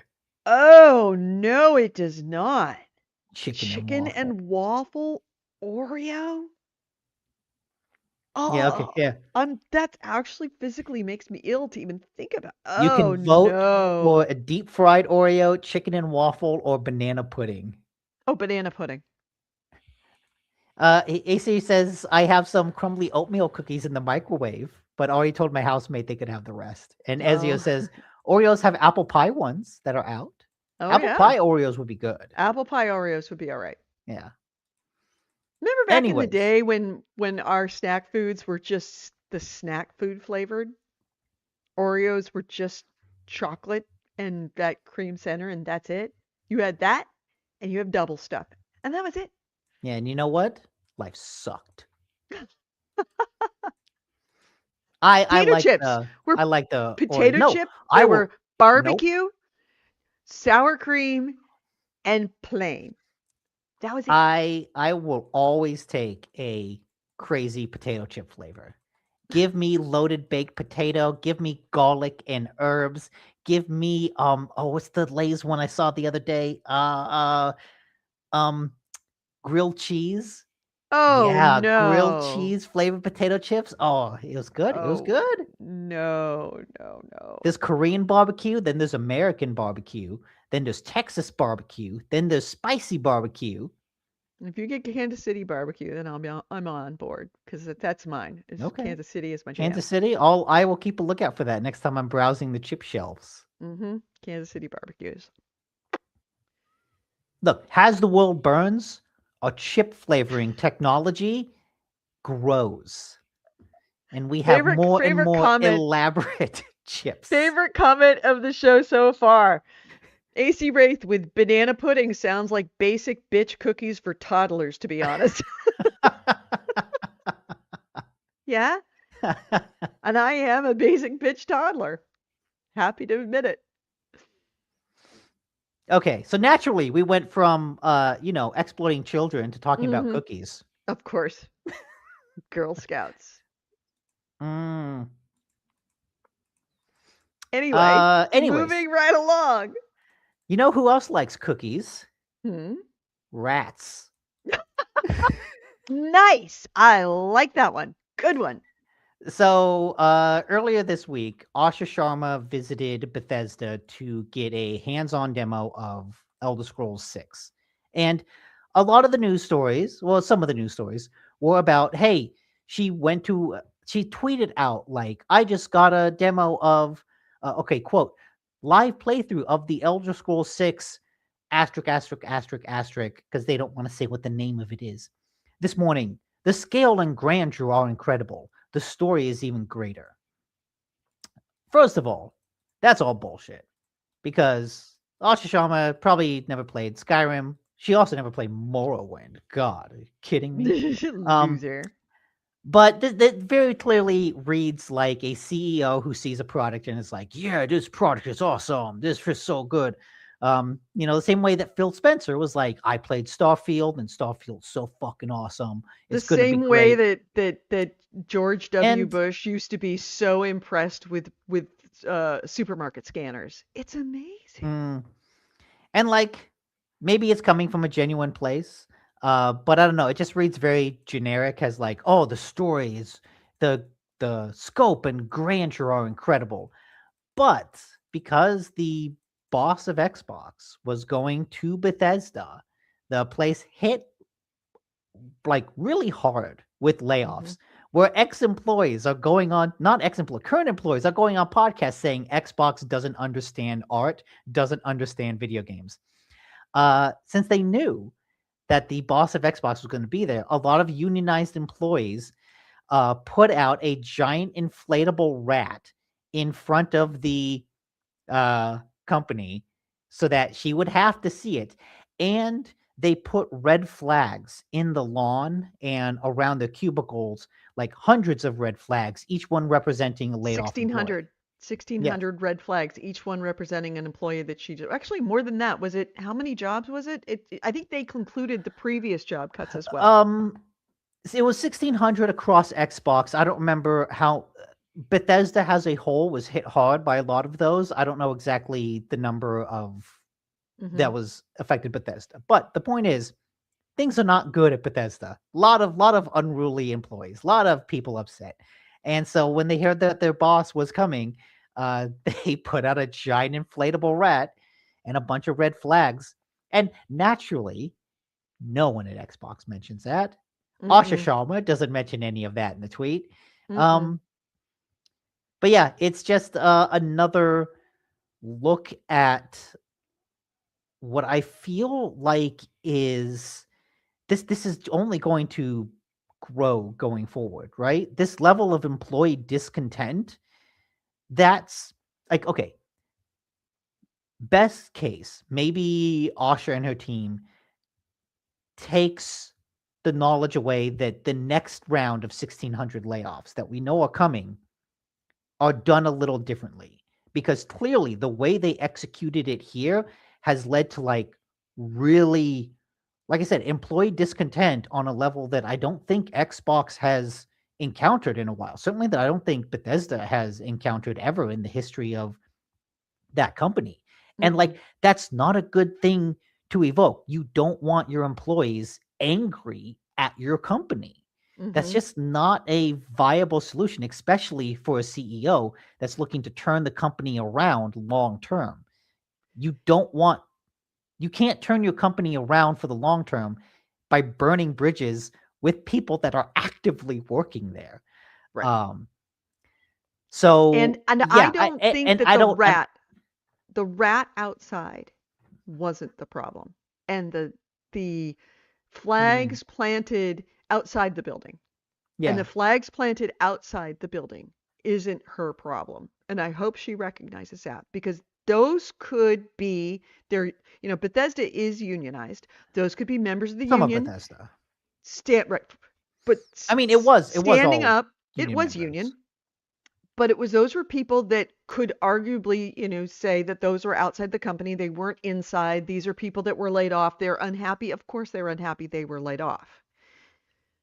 The thing that concerning and should concern her were the employees inside who put red flags in their cubicles. Oh Those are the no, even the actual rat. active employees who were inside the company that day and did not care. Are I think it's so angry that they're willing to put it in their cubicle and put their face on this protest. yeah.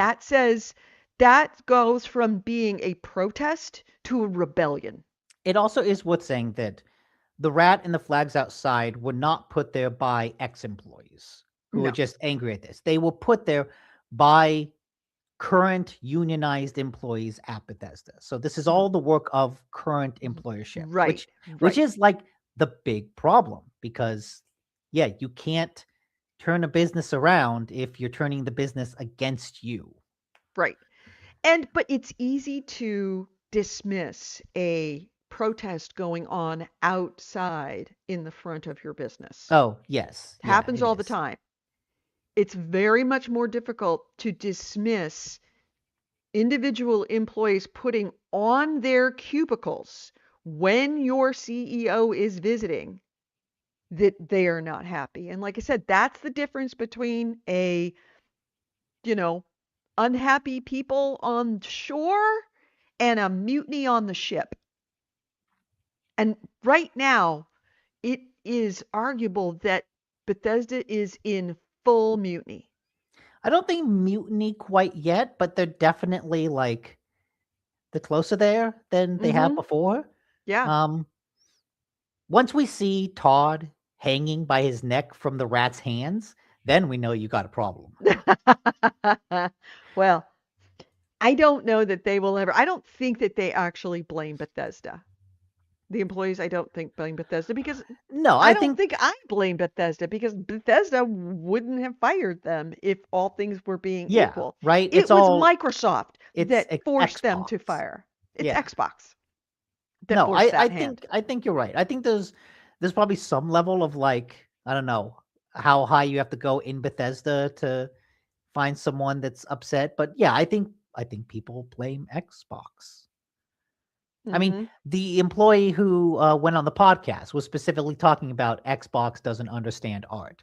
Like, I think you can take that as um, generally like where's the anger pointed, and you're right that it's not pointed at Bethesda executives; it's pointed at Xbox executives. Mm-hmm.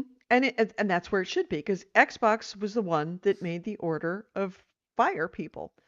So it's a that's why I say that this is closer to a mutiny than it is to a revolt. Even if it was, it may just be employees at Bethesda. But I think that the executives at Bethesda are probably, regardless of what they actually think in their heads, know better. And if they're going to throw their allegiance down to between Xbox and employees, yeah, Xbox sucks. We got to work with these employees. We may sort of want to suck up to Asha, but let's face it, we have to go into work on Monday. We have to side with the employees. They're going to split the middle and say, well, where were the employees? We never would have, I'm sure that's what they've already said. We never would have fired you, but we have orders from Xbox. Mm-hmm. Now, how much of that is true? Probably more true than probably actually quite true. I don't think Bethesda wanted to fire all those people. No, They wouldn't have. If all things were being equal, they wouldn't have fired all those people. They probably wouldn't have made the cuts the way that even they made the cuts. They just had to make them that way because of the edict that came down from Asha. yeah, So, yeah, I think hopefully she's recognizing this is not just a bunch of crazies out in the parking lot. The call is coming from inside the house. yeah. We'll see if I don't know that it can make any change. I don't know that it can make any change at this point because ultimately Asha's the one taking the hit for it, but it's not even Asha that's making that call. You and I both know that. Oh yeah, it's sad Nutella. It's Ab Nutella is making that Yeah, call. So he's just told her, you need to cut. And she's just making these cuts. Now, is she without blame? No, because I am sure that as part of her getting that job, she sold Sad Nutella on we can replace these people with AI I also because wonder she's an AI bitch. how much of this is just like she's kind of a new CEO, right? She Mm-hmm. hasn't been in charge of like a something as big as Xbox before. No. She's been And an executive in positions of authority, but like to have your every decision kind of micromanaged by a fan base, that's a new position for her. mm-hmm. Yeah, video games No, are unique in that way, in that the consumers are uniquely vocal it's like sports, right? and Where the owner of a sports interested. team is under the same microscope as the players. Mm-hmm. And the CEO of a game company is under the same microscope as the developers. Saber Interactive proves this. Yeah, you actually, that's a really good analogy. Is that video games are more like a sports team, like running a sports team, than they are like running a corporation. Yeah, because no one Any other talks widget. about. I guess people talk about the CEO of Warner Brothers, but only because he's trying to sell Warner Brothers. But like, people don't talk about the CEO of Lionsgate. And oh Mm-mm. yeah, Bill Lyon is when he took over from Joe Gate, and the Lionsgate's output really dropped. It's like, no Mm-hmm. one's talking about that. Mm-mm. No. And they're not willing to call up and say, screw you guys, I hate you, I'm going to your competitor, like in the droves I mean, that, sometimes they do, because I know that Universal's decision to put Tenant on Peacock made Christopher Nolan go to Paramount to make the Odyssey. I forget what, but like there was some level of like studio drama, but you don't see yeah, it a lot. That's what made that situation unique. Of like, oh man, they skipped a theater, and that really pissed off Nolan. But like right. that doesn't happen that often. That pissed off Nolan. We didn't Nolan is piss the off. story, It didn't not the piss off CEOs. right, exactly. It's not the consumers, the actual consumers that are so, Yeah, yeah, like really activist and care about the details like that. And they do in video games. So it is more like a sports team in that if you do something to piss off the crowd will turn on you. yeah, You don't have this problem with like video cards. If something yeah. Nvidia Movies, does is offensive and awful, everybody doesn't go and go, fuck you, we're going to AMD. No, they're not going to do that. This is unlike any other consumer product in that with the exception of sports teams, the consumers are activists, all of them. it's They a weird mix care of on a real visceral yeah, level. it's a weird mix of like movies and sports. Mhm. Yeah. I hope she didn't expect this to be easy. I hope she's getting a lot of money because she's going to need the compensation because from what I can tell, they're going to eat her alive and they're going to continue to eat her alive. And it's Oh not going to yeah, go and away. She is never going, after this whole new entrance into games, she will never be a friend of the consumer, of these activist fans. it She's never going to be their friend. She's always depends if going she to can be the turn bad around the guy. ship. It depends if she can turn around. I don't I think the issues facing Xbox are much She larger doesn't than have that. But I think if she can make Xbox into a big global brand like PlayStation is now, people will absolutely forget about this. Or they'll be like, sh- yeah, that sucked, but it was necessary. I think that people really would the narrative would change. yeah, to use a Ted Lasso word, she will always be the wanker. She will always be the wanker. And I don't think a lot of people are there's just too much blood. This is too messy. This is too ugly. This is too uh, mistimed and badly done and cruel and heartless in a lot of ways. And she is too naive and she doesn't have the skills for this. She can't turn this company around. She can make Mm, this company make money, but she's not going to be able to turn the gaming around to make it a good game company. You can be a very that could be, profitable, yeah. very bad game company. And that's Yeah. what she's about to do. Just look at EA now. Exactly. Um, yeah, and I don't have a banner for this, changing topics, but it was Hmm. interesting reading the US hired Yes, I 2,000 saw gamers that. to be air traffic controllers. I saw that. That is the most amount of new hires, new candidates that they've had in ever. in the Yeah. history of the FAA because they started to appeal to gamers. And they went out and said, hey, do you want to use your gaming skills and make money, a lot of money? Become an air traffic controller. And they got 2,000 new gamers to be air traffic controllers, which is great because air traffic control, A, very difficult, B, not enough and haven't been enough for at least a decade. And I mean, a lot of air traffic controllers are old and they're burnt out because they can't leave because there's no one else to take over for them. And they know that because they also care and they understand the importance of them. And if they fall beneath a certain level, there's going to be midair crashes. There's going to be more crashes. And people in the airline industry care because they know what they're working with and they're very aware of the damage that can happen by mistakes. So Yeah. good. I So that was think that good. It was good to see. this has been something they've needed to do for years. Unfortunately, most of them seem to have come from the Kerbal Space Program. Second best comment. Now it's right up there. I'll put this as a tie for first place That's on favorite comment. Forget your life, well done. that's a really good point of like, wait a minute. Which video game? Wait, yes. That's good. AC Wraith says, next time play a Castle Rat song for every laid off employee. Chant all is forever when they get hired somewhere. Yeah.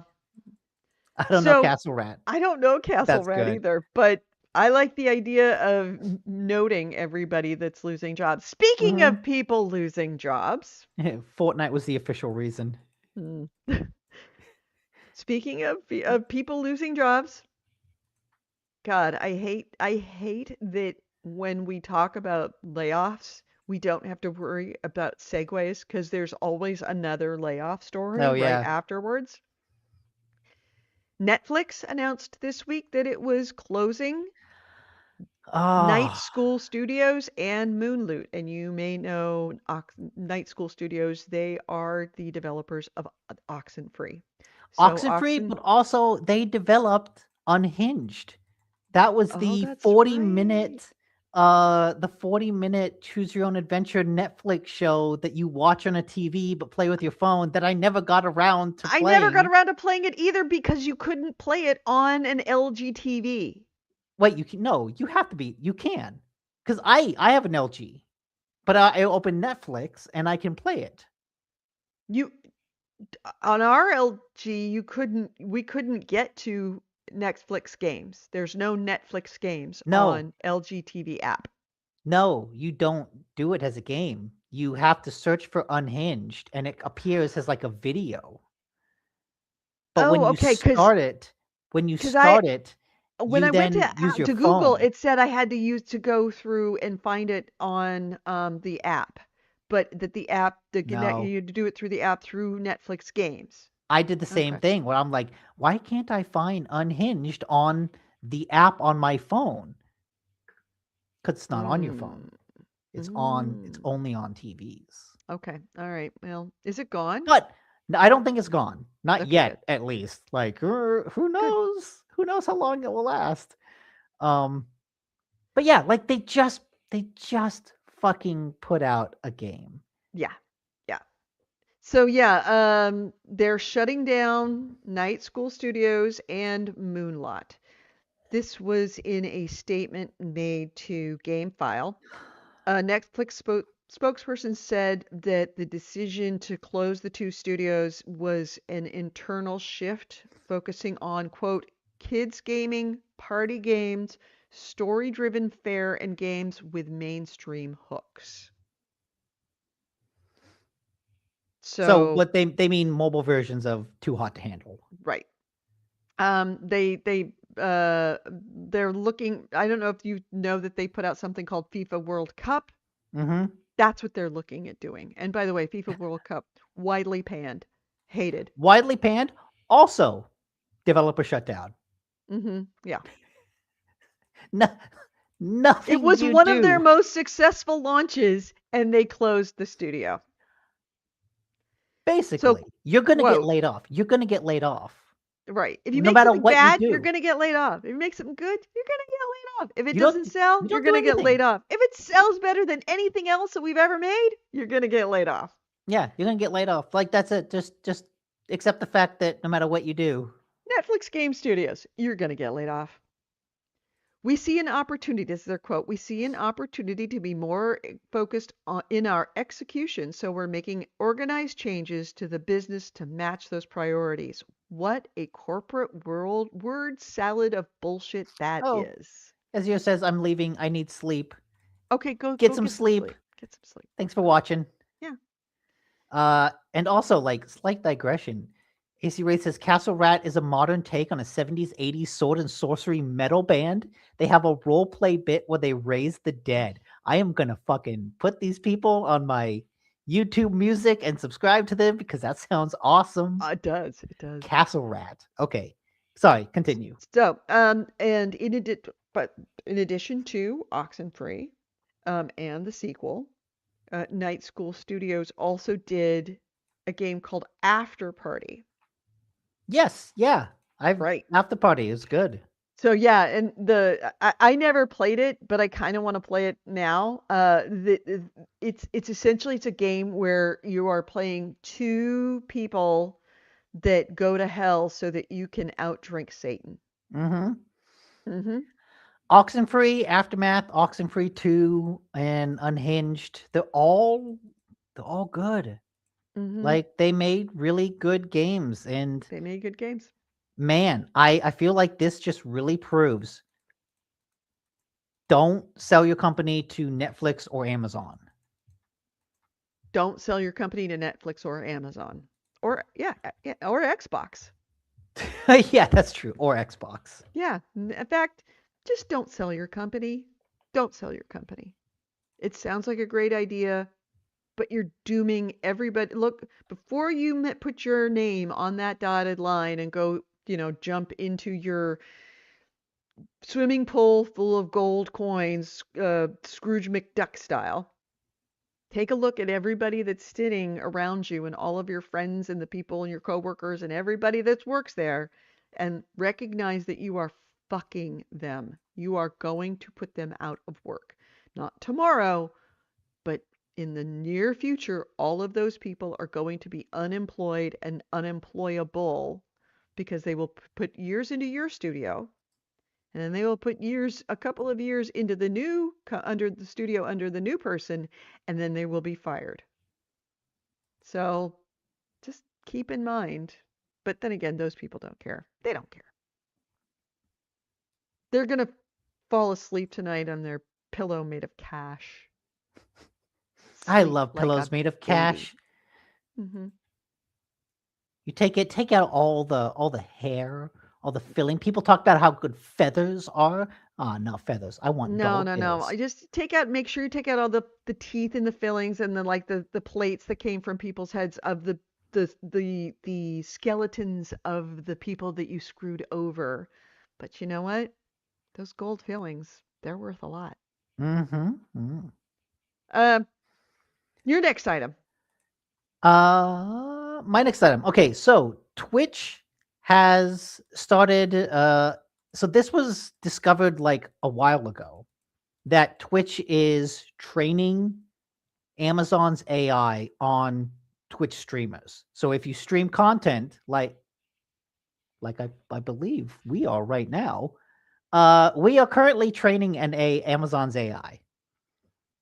There's an option in Twitch where you can opt out of this. Good to know. Should do that. Most people didn't because they didn't realize that option was there. I didn't And know until just now.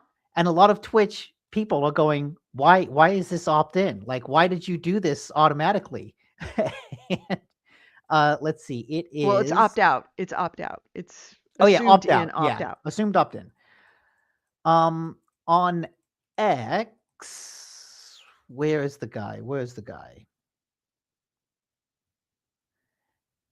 Scintillate. During a patch notes on the official Twitch channel, Twitch Mhm. Chief Product Officer Mike Minton flat out said, well, the reason users aren't opted into generative AI training by default is because they wouldn't agree to it if given a choice. Well, he So gets A+ for being honest. here, Wow. let me share the screen.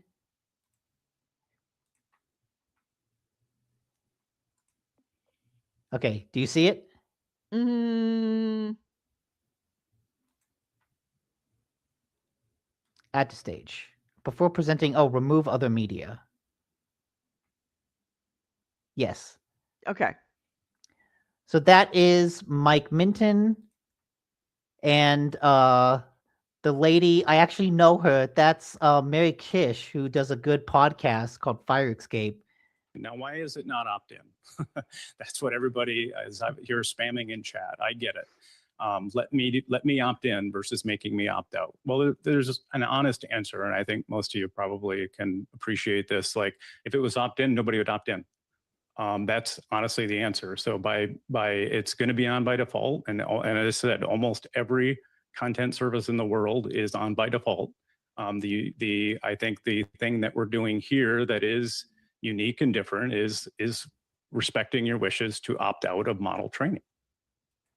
Mm. And I think the people that a lot of people, or the thing that a lot of people are noticing is Mary Kish's reaction of just the slow I don't know. Play eye that close. back. Play that again. I want to see that again. Roll that Is it back. not I wanted to opt-in? see. That's what everybody is here spamming in chat. I get it. Let me opt in versus I'm making watching me her opt face out. now. Well, there's Mhm. an honest answer, and I think most of you probably can appreciate this. Like, if it was opt in, nobody would opt in. That's honestly the answer. So by it's going to be on by default, and as I said, almost every content service in the world is Yeah. on by default. Jeez. I think the thing that we're doing here that is unique and different is As the head of community, because that's what she is, head of community. She's looking at that going like, yeah, Oh, this is not gonna I go know. well. Oh, she's like, and now my day is fucked. Just Yep. like, oh, that's gonna make things harder for me. Yeah, there was a lot of thought going behind those eyes, those dead eyes that were trying not to have any reaction. It was like, And so part of this is mm, obviously anger at being forced to train an AI. Why is it not opt in? But then also his just flat out admission that like, yeah, if you had to opt in, nobody would opt in. mhm, That's funny in a sad way, and also just like at least you're taking the mask off and admitting that right. like, yeah, people don't like this shit. Well, it's a little, I don't know what's more depressing, the fact that in the past someone would feed us some kind of bullshit corporate word salad to essentially skirt around the issue and not say what he just said, or the fact that it's now understood to be so commonplace that they're just not afraid to say the truth. It's like, yeah, It's we're like with we're the totally selling your data. Of course we're selling your data. it's like Everybody with the sells your Saber data. Why Interactive would we lie CEO. about that? Everybody sells data. You know that. I know that. Why are you even asking? It's like with the Saber That's what this Interactive is. CEO. Like, could you just not talk and let me Could you just, pretend that maybe you're smart? yeah. Like, why do you have to open your mouth and prove that? Mm-hmm. Like, just let me Mm-hmm. have the illusion. Let me live in the Matrix. But they Well, can't. it's also a sense of them being so completely out of touch. They But that's the thing. actually He's think that not we'd out be of okay with touch. that. He's not out of touch because he knows people won't opt in. Right. It's not being out of touch. It's It's acknowledging that you're on the unpopular side. You still have to do this thing. And I think another question that comes up from this is like, is Mike Minton, is he just saying this because like I'm being forced into this position by Amazon? I don't want to be here. And like, yeah, you know what? Fuck them. I'm just gonna entirely I'm possible. just gonna be honest of like, look, I have to do this, and if you people don't want to do this, so we force you to do it because that's what we're doing. Like, there's I don't know. I think the situation highlights the kind of interesting point that AI and tech are at right now, where AI is unpopular. Even if it is widely used, it's widely unpopular. How do you manage something like that? Mm-hmm. Well, And in so his it's case, you nice don't, to see. because it's like AI's here. We don't care. You Mhm. might scream and you might cry and you might be upset, and we could try to pretend that we're pandering to you by making it opt in. But to be quite honest, get with the program. AI's here and you're all teaching AI every single day. So just get over it. Stop complaining. Stop bitching about it. It's happening. Just lay back and enjoy it. And so creators have also made a specific tag, AI opted out, for their channels to say, I opted out, Mm-hmm. to advertise that. Yeah, I will be doing that as soon as we're off. I will be opting out of that because I have no desire. If if he or anyone else, here's a way to make people opt in. Incentivize opting in. Mhm. Oh my goodness. Pay creators to train your bot. Oh my God. Incentivize. You don't even have to pay it. You don't even have to pay us money. Would be nice, but you don't have to pay us. But give us some kind of incentive. Like, give us a little extra juice on your placement in your fucking algorithm, you fuckhead. Make us a little more featured. Whatever. Give us some incentive instead of just taking it from us. Maybe buy us a drink before you fuck us instead of just taking us behind the in the back alley and taking it from us. That's illegal. There's a word for that you can't say on Twitch, but you're doing it. And your answer is you might as well just lay back and enjoy it because it's going to happen anyway. No, incentivize. Give us a reason to want to opt in, you obnoxious fuck. Sorry to Yes. use, that's a terrible analogy, but it fits. Sorry, got a little heated about that because I don't That's like okay. being told to take it. I Just take it. I got distracted looking for Oh, you look like you were like, I want something no part else. of what she's saying. I want no No. part of what she's saying. She's gone off the rails. That's what it looks like. No. That's right. That's what it looked like. You looked like what's her bucket, the head of community, was like no. The look of like, oh, she didn't just say that, did she? No, that's not No, that's no. I not was what that silence was. Nick was just distracted. Yes, I was distracted by looking at potential free PSN games for this month, and one of them is new that we might play together because Yeah. it's gotten incredible reviews. Okay. Well, we'll talk about it at the end. But yeah, Yes. so Twitch automatically Yeah. making us train its bots for free, um, that's a problem. And there's an easy, stupid, like basic transactional way to solve it. You just chose not to. Let's not beat around the bush. You just decided to take it from us instead of asking us if we wanted it and maybe incentivizing us to want to do it. Pay your way, pay your fair share. Twitch that makes so much damn money. Anyway, moving right along. Do you have anything else to add on this, Nick? No, Okay. I talked all about it. Okay. Next item is, I guess, me in more corporate fuckery. There's your, that's also just an easy segue to every story. More corporate fuckery. Stop killing games. The movement from over in Europe is it defines itself as a quote decentralized global initiative demanding legal consumer protections against intentional destruction of video games. And also the game preservation advocate group Does It Play have both announced that they are officially supporting stricting Massenschade and Consumerments fair PlayStation collective lawsuit against Sony in the Netherlands. By the way, Hmm. Stichting Massenschade en Consument.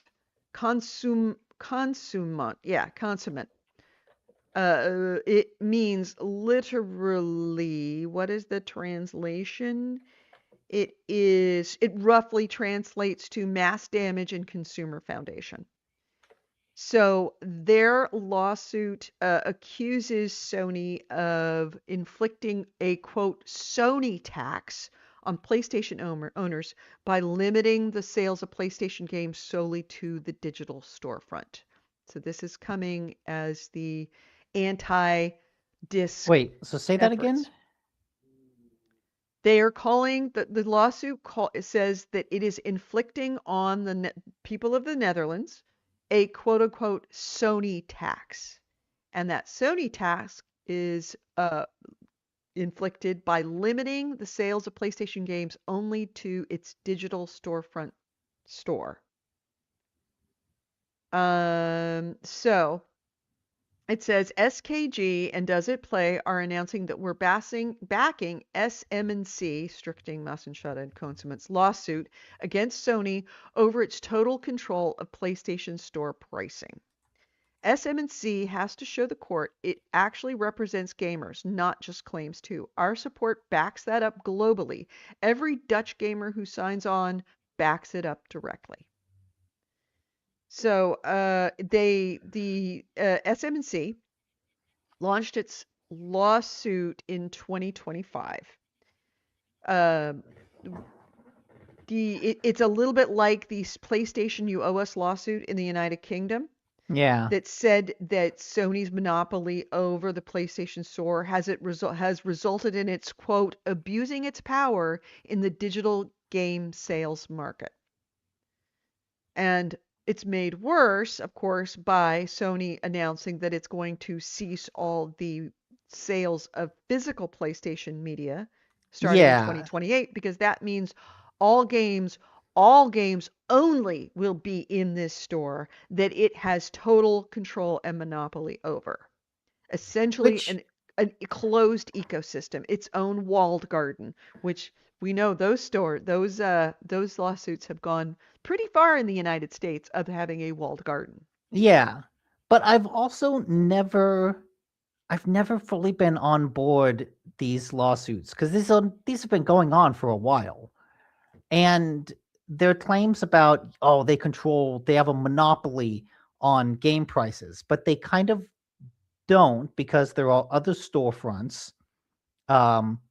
But And they can't sell it on PlayStation though. Well, yes, you can. Like Mortal Shell is coming out for PlayStation and PC. I think Xbox. But Can you buy it for PlayStation on their website, or do you have to buy it through the PlayStation Store? you have to buy it through the PlayStation Store. That's the problem, because But that's not monopolistic. it's a closed ecosystem.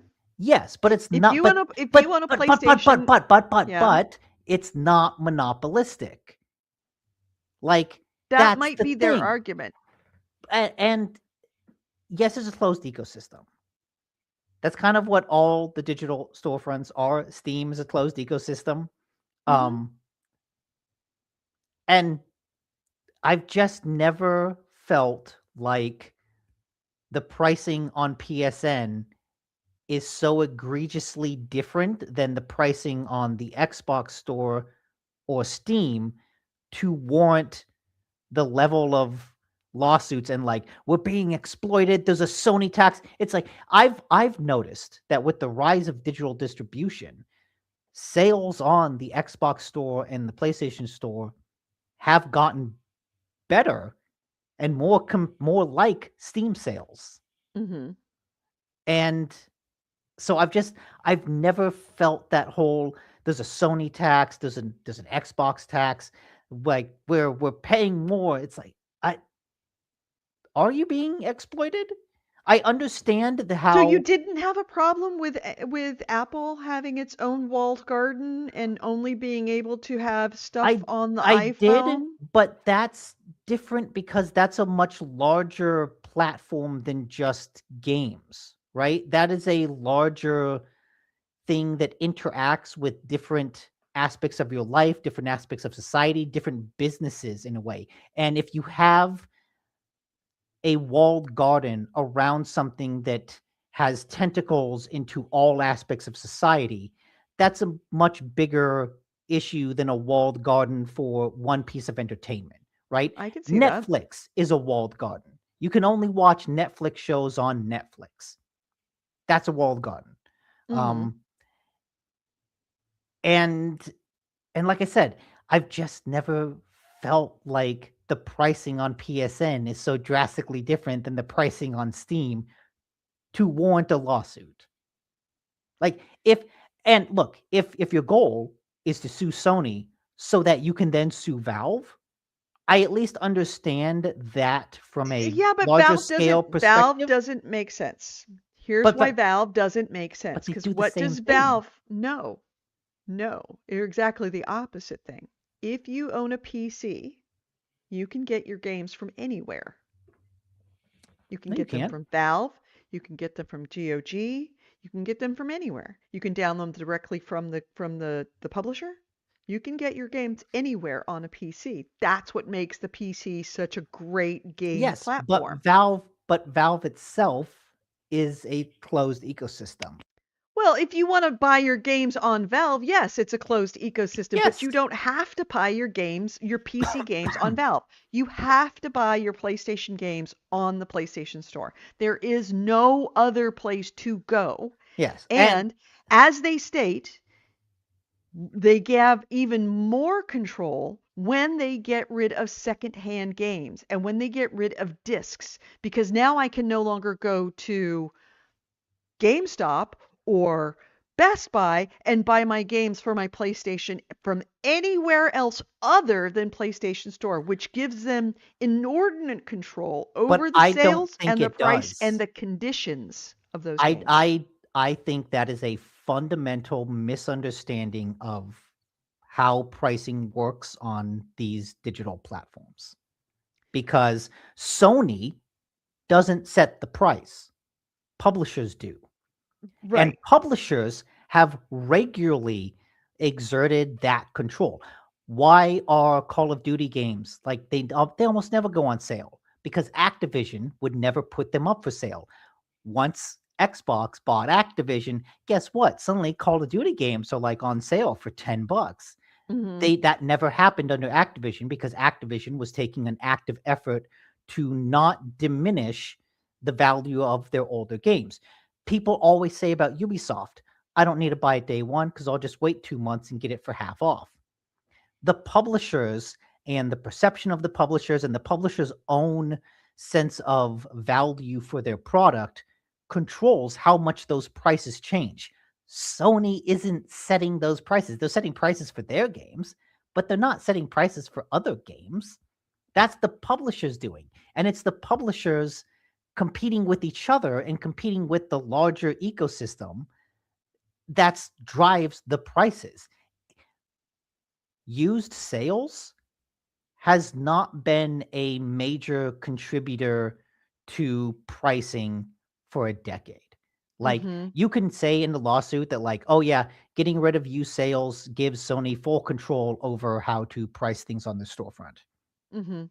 If 80% of sales are already digital, that's already happened. Right. You can't say that this thing will come to pass because this thing has already come to pass. Hmm. Like that's already that that already exists. And it turns out that yeah, Sony can't just make all games $60 all the time because publishers don't want that. Hmm. We'll have to see how this plays in the Netherlands. But I can see your point, And but I okay, also can see Netherlands their point as well. maybe there's something else about the Netherlands pricing that's different. The one Sony lawsuit that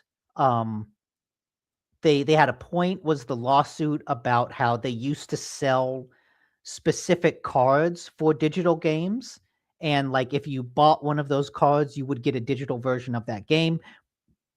But then they stopped selling those cards, and something around there once was a physical thing of this that was digital, and then they stopped doing that. That seems to have more merit than just the digital storefront is inherently illegal and monopolistic, and therefore we Well, a should get rid digital of it. storefront is inherently illegal and monopolistic if it is the only storefront that you can use on your platform to get games. And with the advent of now you can no longer go down to the store and buy a game and actually put it in your console, and you can only buy it from them, it does lock you into And PlayStation Store with yes, no other recourse, none whatsoever. we've been locked into the PlayStation Store since the PlayStation 3. No, we haven't been locked into the PlayStation Store Yes, you because we could have. always go down to Best Buy and buy a physical copy. That doesn't matter. That doesn't matter That does. because like you still had to buy that game on PlayStation. You were still playing that game on PlayStation. No matter what. That's not the problem. That's not yes, you were playing it on PlayStation. I bought a box to play games. Yes, And I'm if saying it's digital only, the then I can price only buy from PlayStation. It's locking me into a but the price commerce path that only ends with PlayStation. And there is no other way that I could get any game ever on this game without buying it from the PlayStation Store. Much the like price there's of no a other way I could get any app on this phone without going to the App Store. I'm saying the price of a used copy of God of War 2018 on eBay does not in any way affect the sale pricing of God of War 2018 on PSN. Those two things are not related. They shouldn't be related. But the whole argument of this is that they all related. That the price No. of the used copy of 2018 God of War on eBay is No, cheaper. they're talking about No, future no, games. they're saying No, they're they're talking saying about no, future games. they're saying that because the physical version is cheaper, that drags down the price of the digital versions in competition. And by getting rid of the physical versions, you are then locked into the digital versions, and those prices will rise because they no longer have the physical versions at a cheaper price to drag down those prices. And I'm saying that is fundamentally not true. That is fundamentally not true, but in a future when there are no physical copies to be had of any game. Yeah, that's exactly what I was saying. That the idea is that if that physical copy goes away, the prices of digital will rise. No, it won't. It won't because what's dragging the digital prices down is not the physical copy, it's the other digital prices that are dragging it down. Right, and that is something that Sony will have a unique and complete control over. They won't. They won't. The publishers have control over it. This is something that will be discussed. This is, I'm sure, part of their argument of this lawsuit. But it is a lawsuit that is going to go forward and is moving forward, and all of this is going to be hashed out in court. Yeah, it is. It's just this is like one of many, and I've just never quite. It's always felt like more of like an activist. Yes, it is. Lawsuit. They're like doing it before it becomes a problem. But it feels like it's taking aim at the wrong thing. The Stop Killing Games initiative is taking aim at like the right things.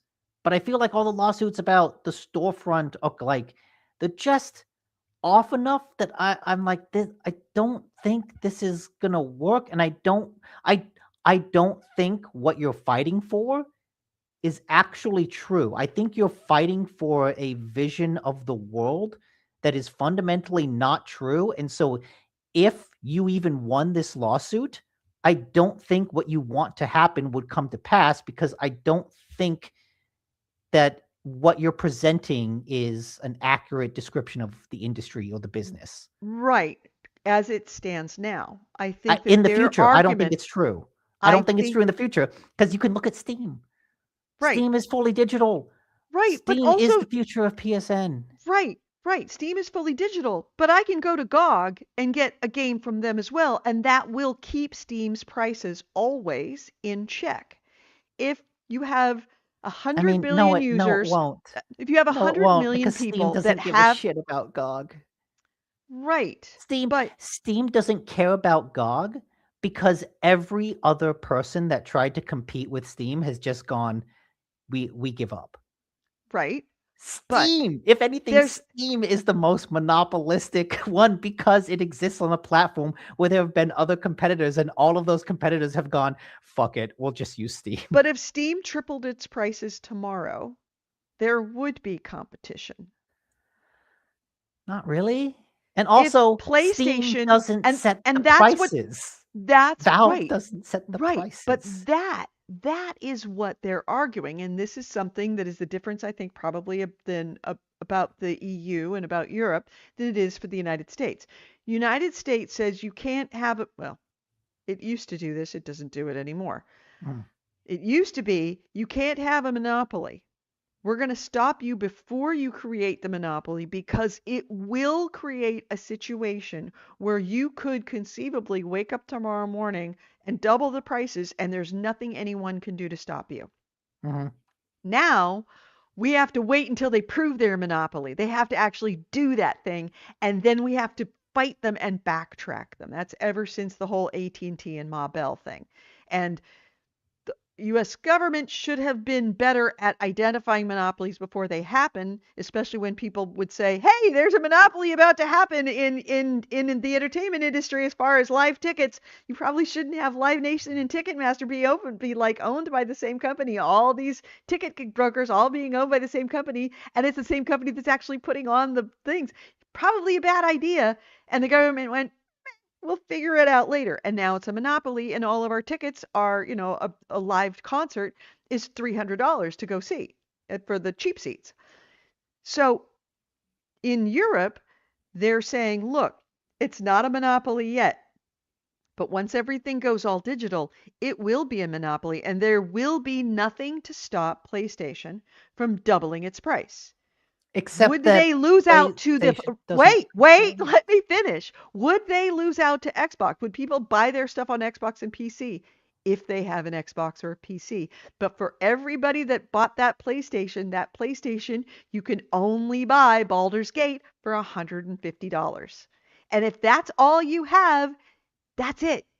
That's it. That's all you've got. You have to dance PlayStation's dance and pay whatever PlayStation is charging. Are they doing that now? No.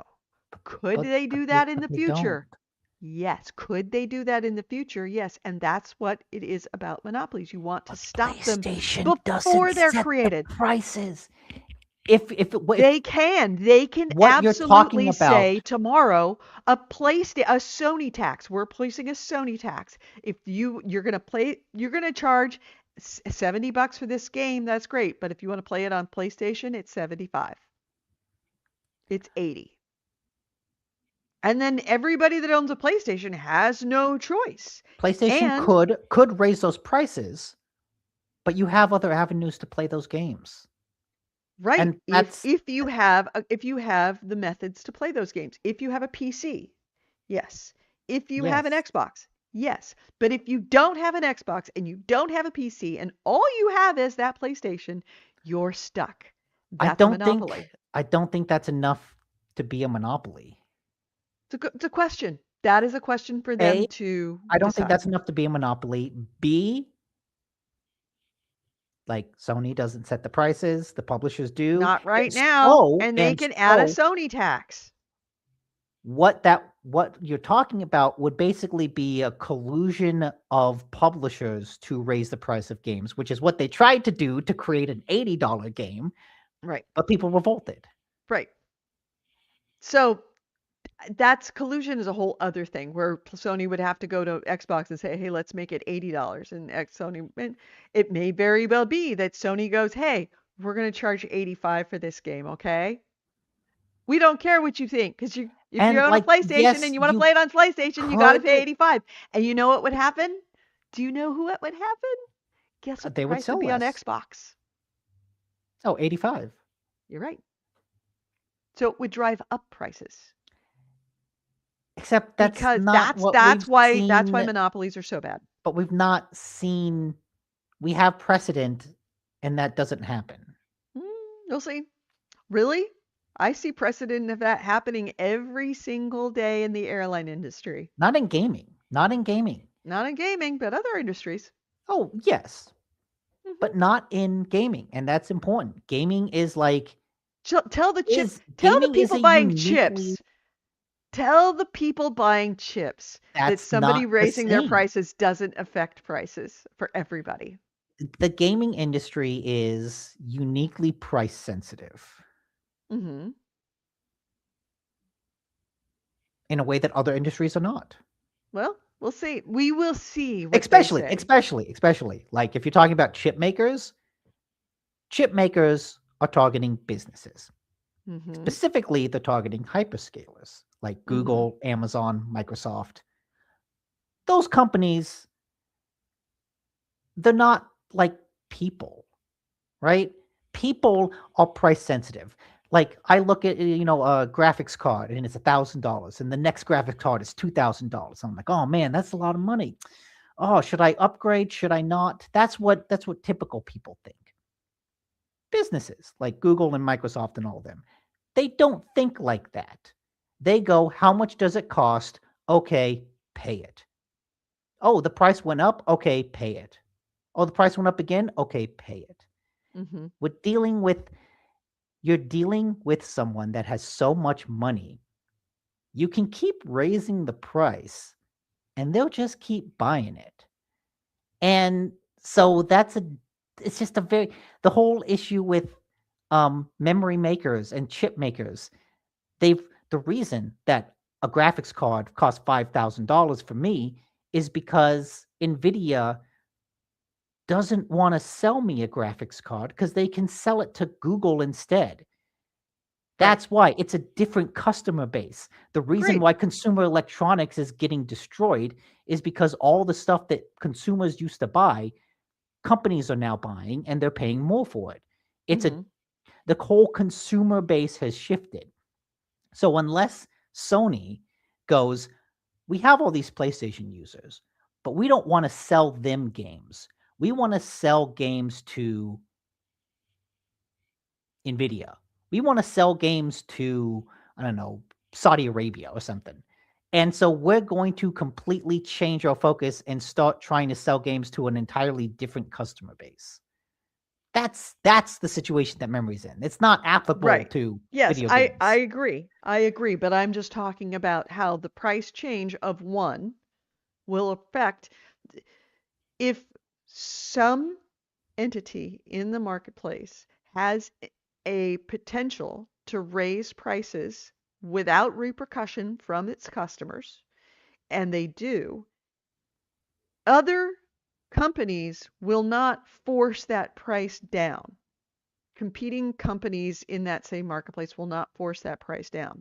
What will happen is other companies will raise the prices to meet that they will make money on top of it. It's not going to drive anything down. Yes, and I'm saying that there is no world in which they will not face backlash. It's more like tariffs. I said, yes, it's more like tariffs on foreign companies, in that by raising the prices artificially, else on some products, it doesn't give other products an advantage other than the fact that they will raise their prices just as much to make the new higher amount the base. And it doesn't help consumers. Consumers are stuck paying more.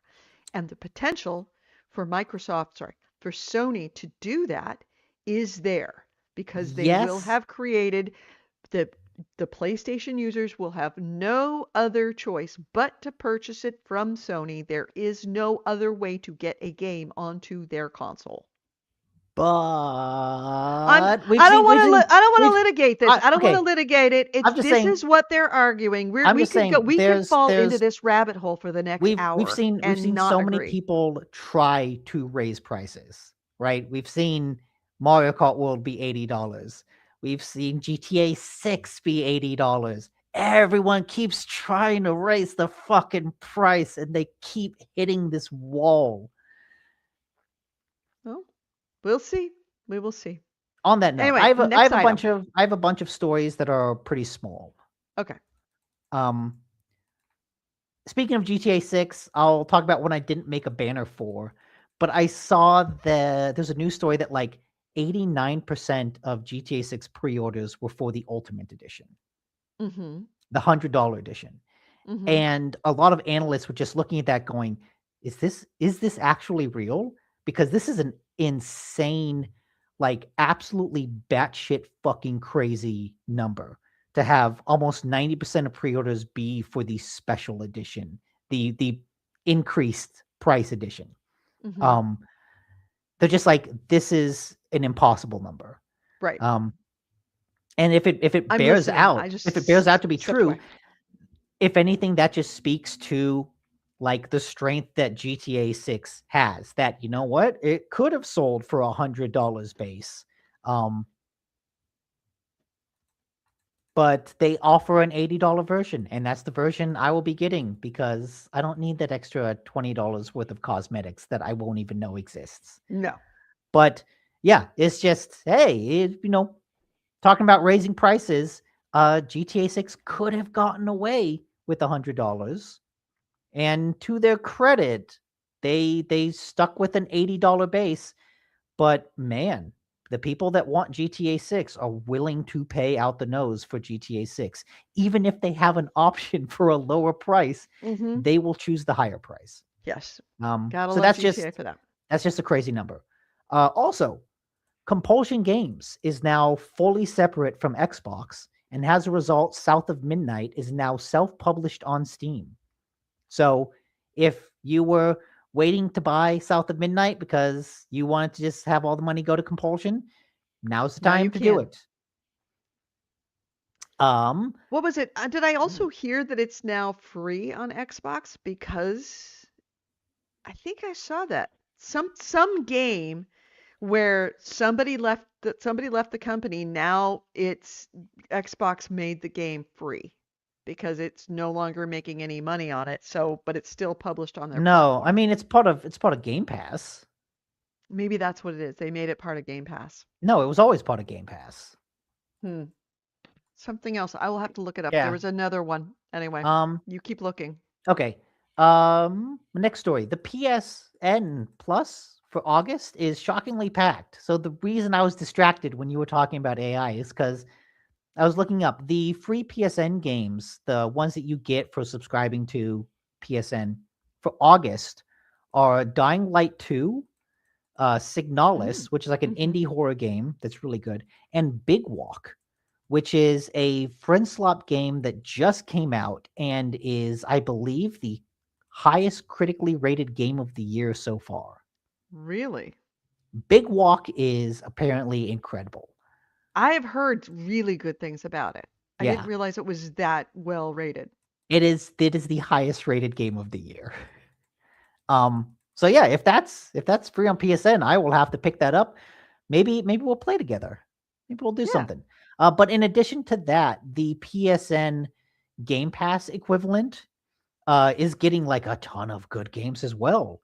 It's getting Helldivers 2, which remember was published by Sony, but it's not part of their subscription service because Sony doesn't put their first party games on the subscription service. But Helldivers 2 is now part of that subscription service. So is Kingdom Come Deliverance 2, Vampire Survivors, Hell is Us, Uma Masume Pretty Derby, the horse girl training game, 2 Point Museum, Metro Exodus, and then a couple other PS2 games, if you're like on this highest tier. But like, damn, that is a fucking number of games. Dying Light 2, Metro Exodus, Hell is Us, Vampire Survivors, Kingdom Come, Helldivers 2. Like, shit. Let's see. I'm Shockingly reading on packed. this. There's no, reading from Kotaku, there's no reason not to play South of Midnight anymore. With Compulsion Games now Yeah. newly independent, their BAFTA-winning game is now free from Xbox and anything else that might have kept you from trying it. So it's free from Xbox. Did you? Right, right. Oh, it's free from Xbox. I see. It's not free from Xbox. It's free from Xbox. It's free Yes. of Xbox. Yes. Yeah. Okay. All right. So yeah, pretty good month for PSN Plus. And then the other Yeah. story I have is that 2K has created a new sports studio with a bunch of ex-FIFA developers. Oh, nice. That new studio is called Small Axe, I believe. Mm-hmm. Yeah, Small Axe, which they say will create 2K's next blockbuster sports franchise. 2K, as you know, it makes a bunch of 2K basketball, but that's kind of the only major sports game they have because EA locked up the rights to football. Mm-hmm. But this suggests that maybe 2K is looking to create a soccer game with a bunch of ex-FIFA people. Expect a ton of microtransactions like the 2K NBA game has. Mm-hmm. But I think some competition in the sports game market is pretty good. Yeah. Yeah.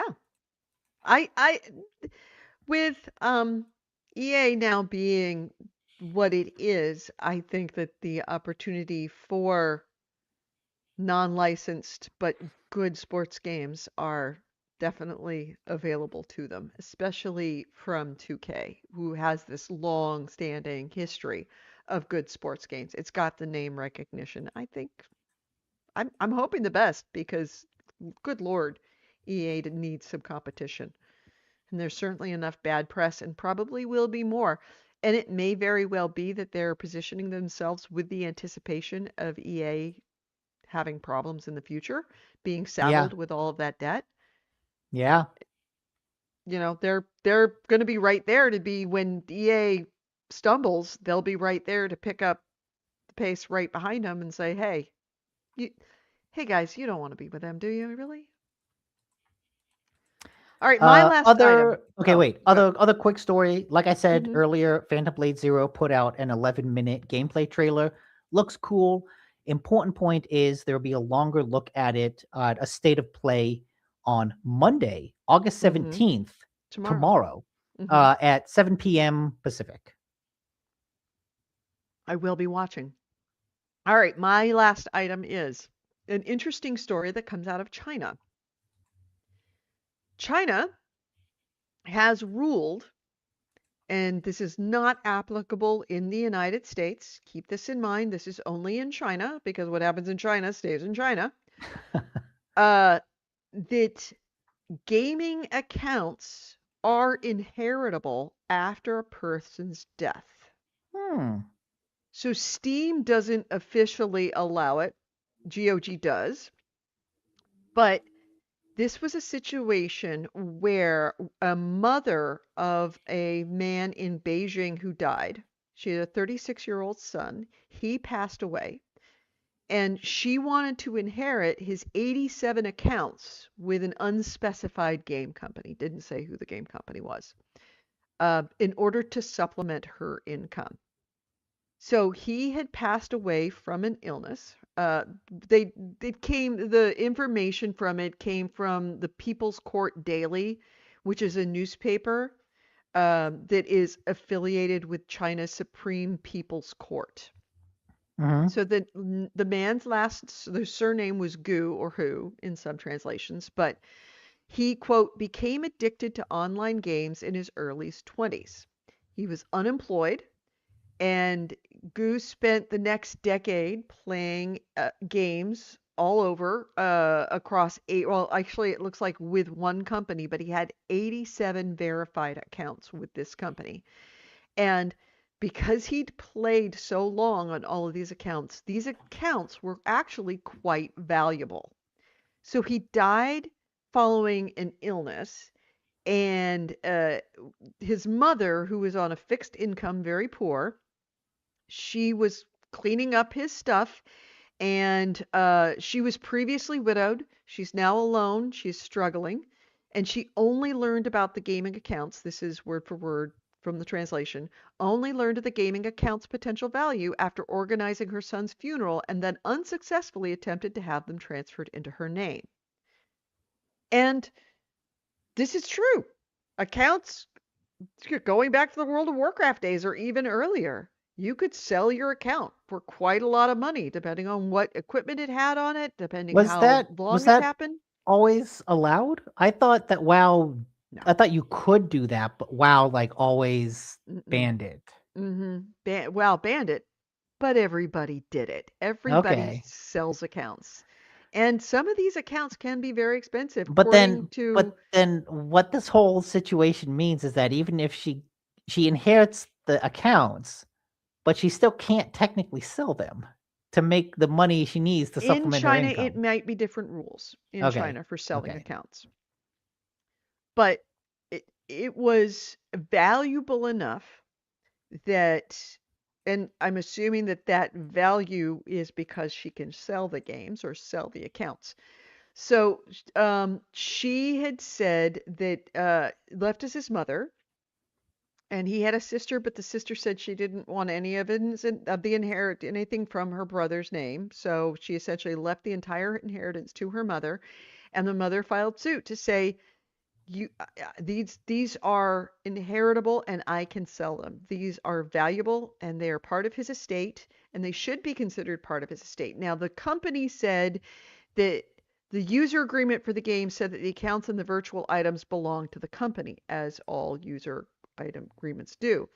Users had, according to those legal terms, quote, limited right to use the data information.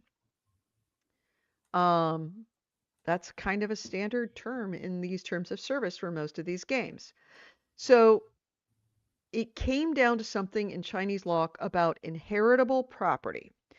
And previous courts had ruled and determined that previous courts' rulings had determined include online virtual properties. So they had some precedence for online virtual properties being inheritable property.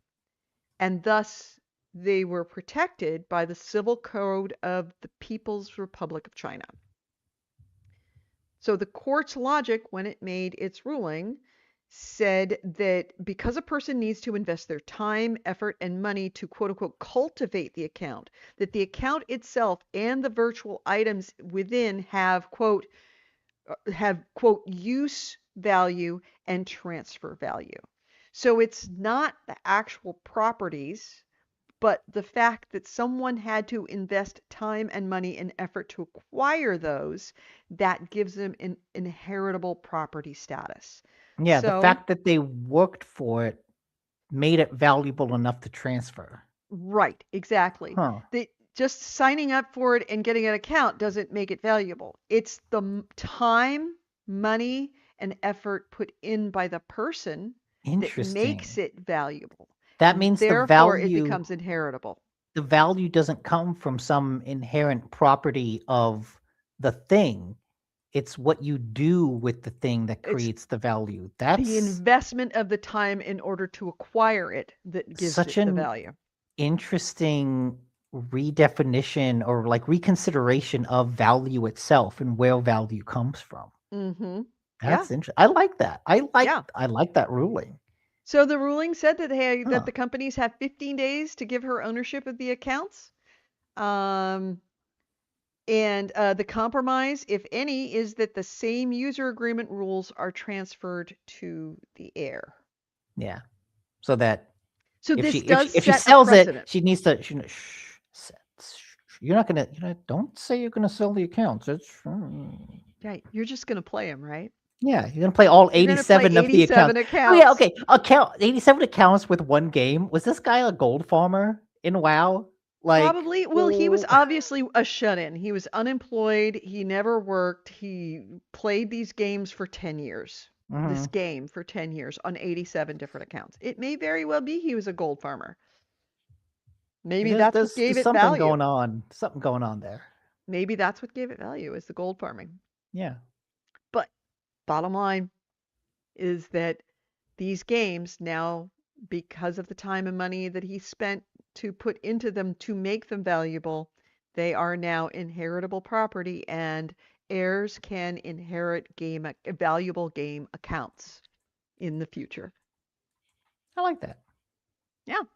So not applicable in the United States law, but it is an interesting No. argument that was certainly successful over there, given the previously created precedents about inheritable value. Yeah. Yeah. Because there are, I mean, Chris has said that he's got a couple of accounts on some mobile games that he's like, oh yeah, people sell these accounts all the time, and I actually figured out how much this account's worth. It's about $40,000. Jesus Christ. But he's been playing it for about 10 years. Hmm. But he plays it every single day and has been playing it, and it's a game that is still really well played, but there's no way nobody can join the game now. Is it Because Raid you'd Shadow be Legends? It's not Raid Shadow Legends, but it's something along those lines where you have to be in a guild and the guild has properties and you have to be with other people. And if you tried to move in and actually drop your city somewhere, that you would just be inundated by people just destroying you instantly. Okay. So there's really no new users in this game because new users can't get in. So the only way to get into this game is to buy an account from someone. And yeah, a lot of people in Asia playing it. A Okay. lot of Asian players. So yeah, he could put it. He said, yeah, they sell So these he accounts, and he sell it. He figured can it out, and it's like $40,000 for this He can game. sell Or his I can account sell my to account someone in China so that they can then pass the account on to their onto children. their children. Hmm. Yeah. It makes sense. If you have a game that been around for 10 years and had so much I mean, yeah, it's not just the, added to it, yeah. and you've played it consistently and kept that game up to date, stayed in the guild, done your raids, got all the equipment, got all the stuff, have hundreds of characters in It's a this high game, level WoW account. high level WoW Yeah. accounts. Yeah, you could absolutely sell those accounts. And if it's Which, got all the stuff and all the equipment, yeah, which is nice and there's because the difference with WoW is that you can start a new WoW account and play right now. In a lot of these games, you can't start a new account and come in because one, the game is really. now too insanely complex. Too Oh. insanely complex. And two, it's so populated and so aggressive that if you, like I said, came in as a new player, you would instantly be obliterated. The user base is Yeah, shrunk and it's think now like just EVE Online, but hardcores. like mobile, Yeah. Yeah, and that's not an interesting because infinite star system. it applies the value that you can kind of easily track of like a Steam account or Apple account because you can Mhm. say, well, look at the stuff I bought on Steam. That means my Steam account has a value of X dollars. Like it's very Right. easy to calculate that. But like the account of an online game is more difficult to calculate the value. But if you're considering that time investment in self and investment in accumulating points and things has giving value, then yeah, Mhm. the WoW account is valued in the same way that the Steam account is valued. Yeah, and I like maybe it is a that. gold farmer account and it had millions, millions Yeah, and maybe it millions has and millions millions in of gold. gold. Yeah. And gold, I don't believe gold selling is illegal in China. Mm. So if he has billions of gold, say it's a WoW account, if he have billions of gold in WoW accounts and it's legal to sell gold in China, then yeah, that thing has actual value and she should be able to inherit that gold and sell that gold. So, yeah. Anyway, um we don't know what game it is. I would be very curious to find out what game it is. Yeah. But if it is WoW, that would be even more interesting because then it would be a foreign company and their terms of service essentially for digital, their digital rights to the digital rights of gold have now been completely stripped from them in China. Hmm. So we'll see. But yeah, I agree with you that this is an interesting take on the situation that I don't know would translate necessarily over here, but it would be very interesting if it did. By the way, and also pointing out that GOG allows you to inherit your accounts, Oh, okay. but Nice. Steam doesn't. You can't inherit somebody's Steam account, but you can inherit somebody's GOG. No, I can just give you my password and then live forever. That's what Kevin's doing. Mm-hmm. Death, death. I will live on Forever. in Steam forever. So, Yeah. all right. What you gonna play this next? Actually, next week we are not gonna have a show. Yes, because I will be at a wedding. I will not be here. I will be back the week after next week, but then I will be gone the week after next week. Right.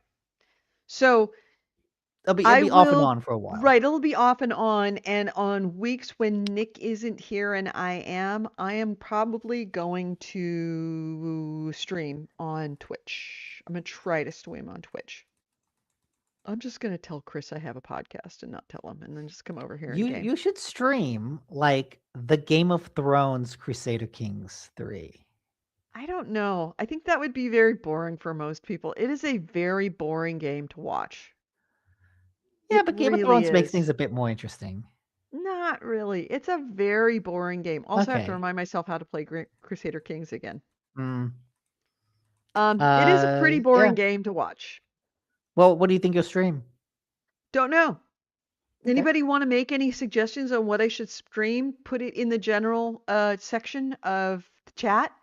Cult of the Lamb. Sorry, Cult of the Lamb's always fun. not the chat, the general section of our Discord server.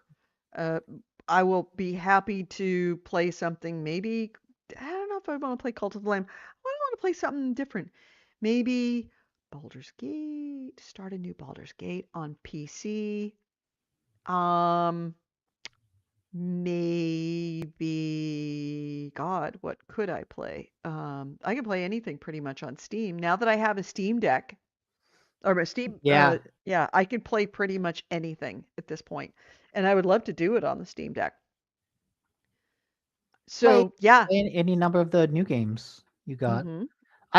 So Mortal Shell, as Uh-huh. I said, comes out on the 20th. I actually think I might get that one on PC so that I can play it on the Rogue Ally while I'm away and on the Mm-hmm. Steam machine when I'm back at home. I think that I'm might be the first bigger budget game that I try to okay. do multi things with. I'm really honestly feeling like a cozy game. Maybe in anticipation of Grand Theft Auto, but I'm feeling like I want to play some cozy games. Okay. So I might do some. I don't want to do Stardew Valley because I've done Stardew Valley to my eyes bleed. I can't do that anymore. I mean, cozy is a whole tag on Yeah. Steam. Yeah. So So I might just play something cozy, and stream it, or not. I I'll look to see. You mentioned a bunch of stuff today that sounds really interesting. Um, I might want to play that. What was the one that you said that was the highest rated game? Big Walk. Big Walk. I might play Big Walk. That is a co-op game. Like it has a big emphasis on co-op. Okay, maybe not then. Well, anyway, either way, we will be. I guess we can take this banner off now, can't we? Either way, happy to do that next week while Nick is away, and then I'm gonna put our because we're gonna have some spotty stuff. We're not doing PAX West this year, FYI. Not doing PAX West, first year ever. Mostly comes down to my finances, is that I do not have the money to go to PAX this year after going to New York just last month. So yeah, next year probably not gonna. I'm probably gonna plan. I'm gonna have a better financial plan for having two trips because last year I didn't have a trip in summer right before PAX. Next year, I'm going to try and see if we can do the trip a little earlier in the summer vacation so we don't have to do it 2 weeks before PAX or 3 weeks before PAX. Either that or I'm going to have to do a lot more saving. Meanwhile, I will put our schedule of when we will be streaming and when we won't be streaming in the Discord. So please, if you're interested, if you haven't already, join our Discord server. Discord information. No, there it is, right there, coming across the screen. And if you're listening to this on podcast, it is in the description of wherever you're listening to this podcast. It's also in the description of our channel. So if you're watching on Twitch or YouTube or Facebook, in the actual on the channel page, you will see our Discord information. So you can go there and find it as well.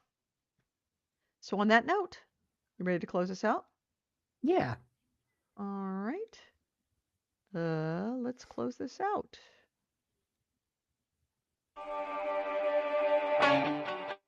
You've been listening to GameHounds. GameHounds episode 829. We are recording this on Sunday, August 16th, 2026. I'm Edie Sellers. With me is Nick DiNicola.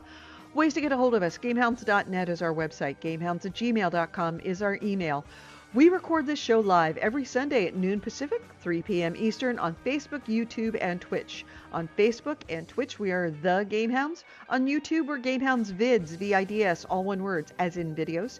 GameHounds Vids. Please join us. If you'd like to talk to us live or see us live, you can chat in the chat room. By the way, everybody in the chat room, thank you so much for being here. I saw Bartender Say, I saw Forget Your Life, of course, AC Wraith, who does all of the links, everything that we talked about Ezio? in this. Ezio's in here there, chatting a lot. right?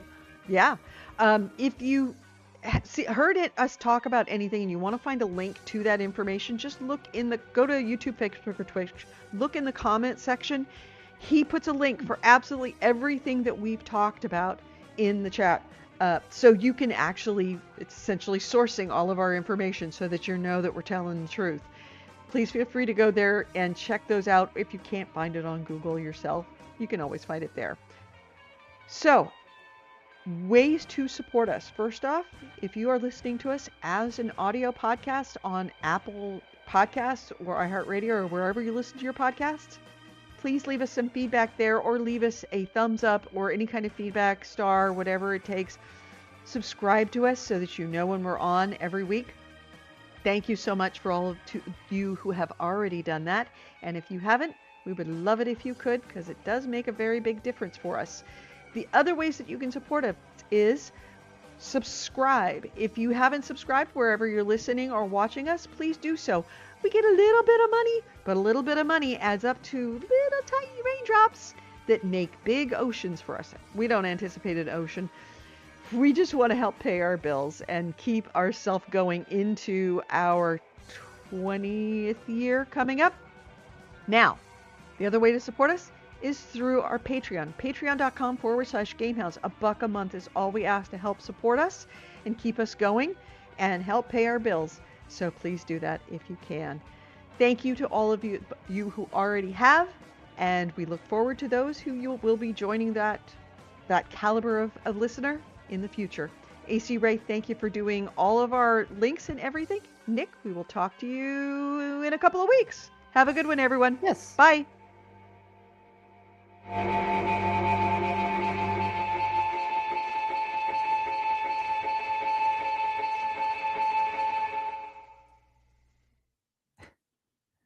So, Yeah. a couple things. In the chat, AC Wraith put Minami Lane has a game he recommended for a cozy game. Okay. It's like a street management where you're building out your own city street and just filling it with things that people like. And I thought, oh, that Oh. looks cute. I wonder if That it's looks available cute. on iOS. So I searched. It doesn't exist on iOS, but for some reason, one of the games that came up in the search results is Daddy's Restaurant. That And sounds creepy. it just looks like a cooking simulator, but like, why? Why is it called Daddy's Restaurant? It's Because it's creepy. yeah, I don't call know. anybody daddy anymore. So I was just like, that's weird. Also, I highly recommend, just like when you have 5 minutes, go on YouTube Mm-hmm. and watch the Kingdom Hearts 4 trailer.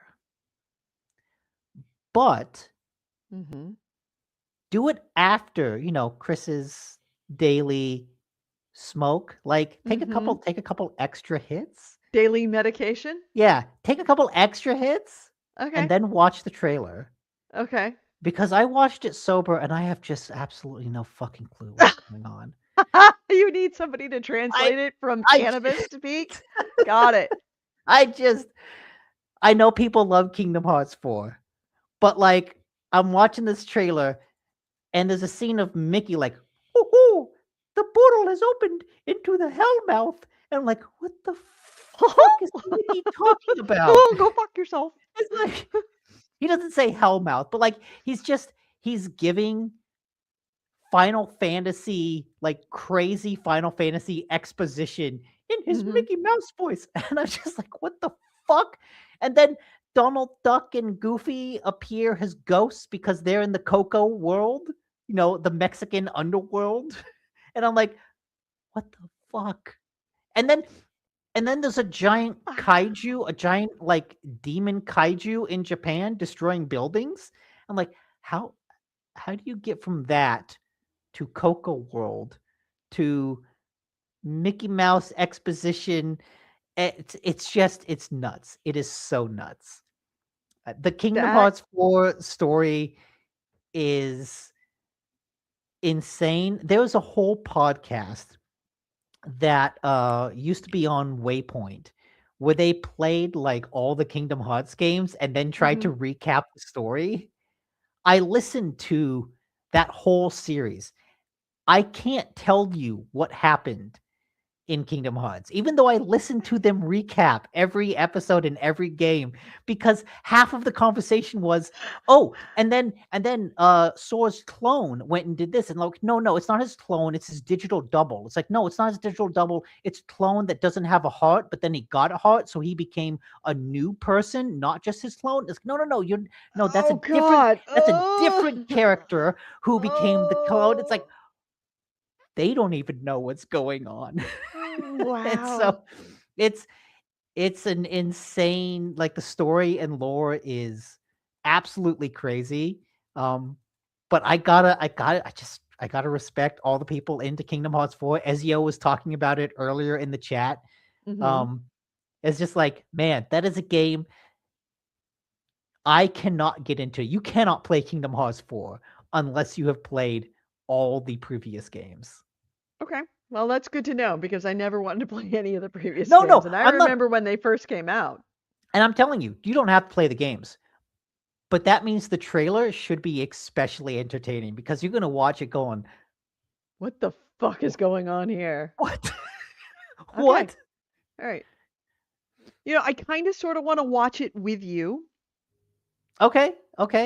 Like we both get high and watch it on stream. I mean, I've Oh, already I seen forgot it. to tell you something. I have something for you Oh, that I okay. got in New York. Actually, I have something for all of us here. Oh, All right. So I got this at FAO Schwartz. And okay. it's something that I was hoping to do it this week, but I needed to come by your house in order to bring it to you. And then I thought, we'll just do it next week, but now we're not going to do it next week. So we might No, have to do it yeah. the week after. Okay. So we're gonna go on a little taste explosion moment. We Okay. are both going to eat these on podcast. It goes into remember we did that like The the macaroni? macaroni and cheese gummies? Yeah. I remember I was hesitant to try those, but once I tried them, it's like, They were quite okay, good. I ate this the is whole pretty thing good. eventually. They So did were. I. So did All right. I. So there's this stuff called Final Boss Sour. Okay? Oh, okay. Is this because we were talking about warheads the other day? All right. If you will notice, there is Final Boss Sour. I bought a thing of Final Boss Sour level 1. Oh, I see level 1. Oh boy. Now they do have multiple levels, 1, 2, Mhm. 3, and 4. I did not buy all 4 of them, Okay. but I did buy Oh, that's a level the 4? Final Sour. So I have level 1 Oh, level 1 and level 4. and level 4. Okay. So we're gonna have to, and I don't do well with sour. Oh, you know what? I think it says something about me. I can feel my mouth watering. Yeah, exactly. It's like starting to ache back here because I'm thinking about it. I can feel it water, and you know what? It's like, ooh, I could go for a good sour hard candy, a Oh warhead. no, no, no, no, no. That does not feel Oh, good to me. So yeah, so we're going to try these, and I'm gonna see if I can do the level 4. I will try level 1. Oh God, my mouth is watering just thinking about. But if I can't do level 1, I probably won't be able to do level 4. I might try it for a second, but I might have to spit it out. Claire is dying to get her hands on this, and I'm like, you cannot mm. open these because I bought these for the podcast, and she's like, hurry up and try them on the podcast so you can give them back to me. So yeah, we will be eating these. I will happily eat those. The back says on level 1. In level 1, Hank and Quinny climb the zing gussets of the bramble brine beach to reach the lemonade-coated strawberries that grow beyond.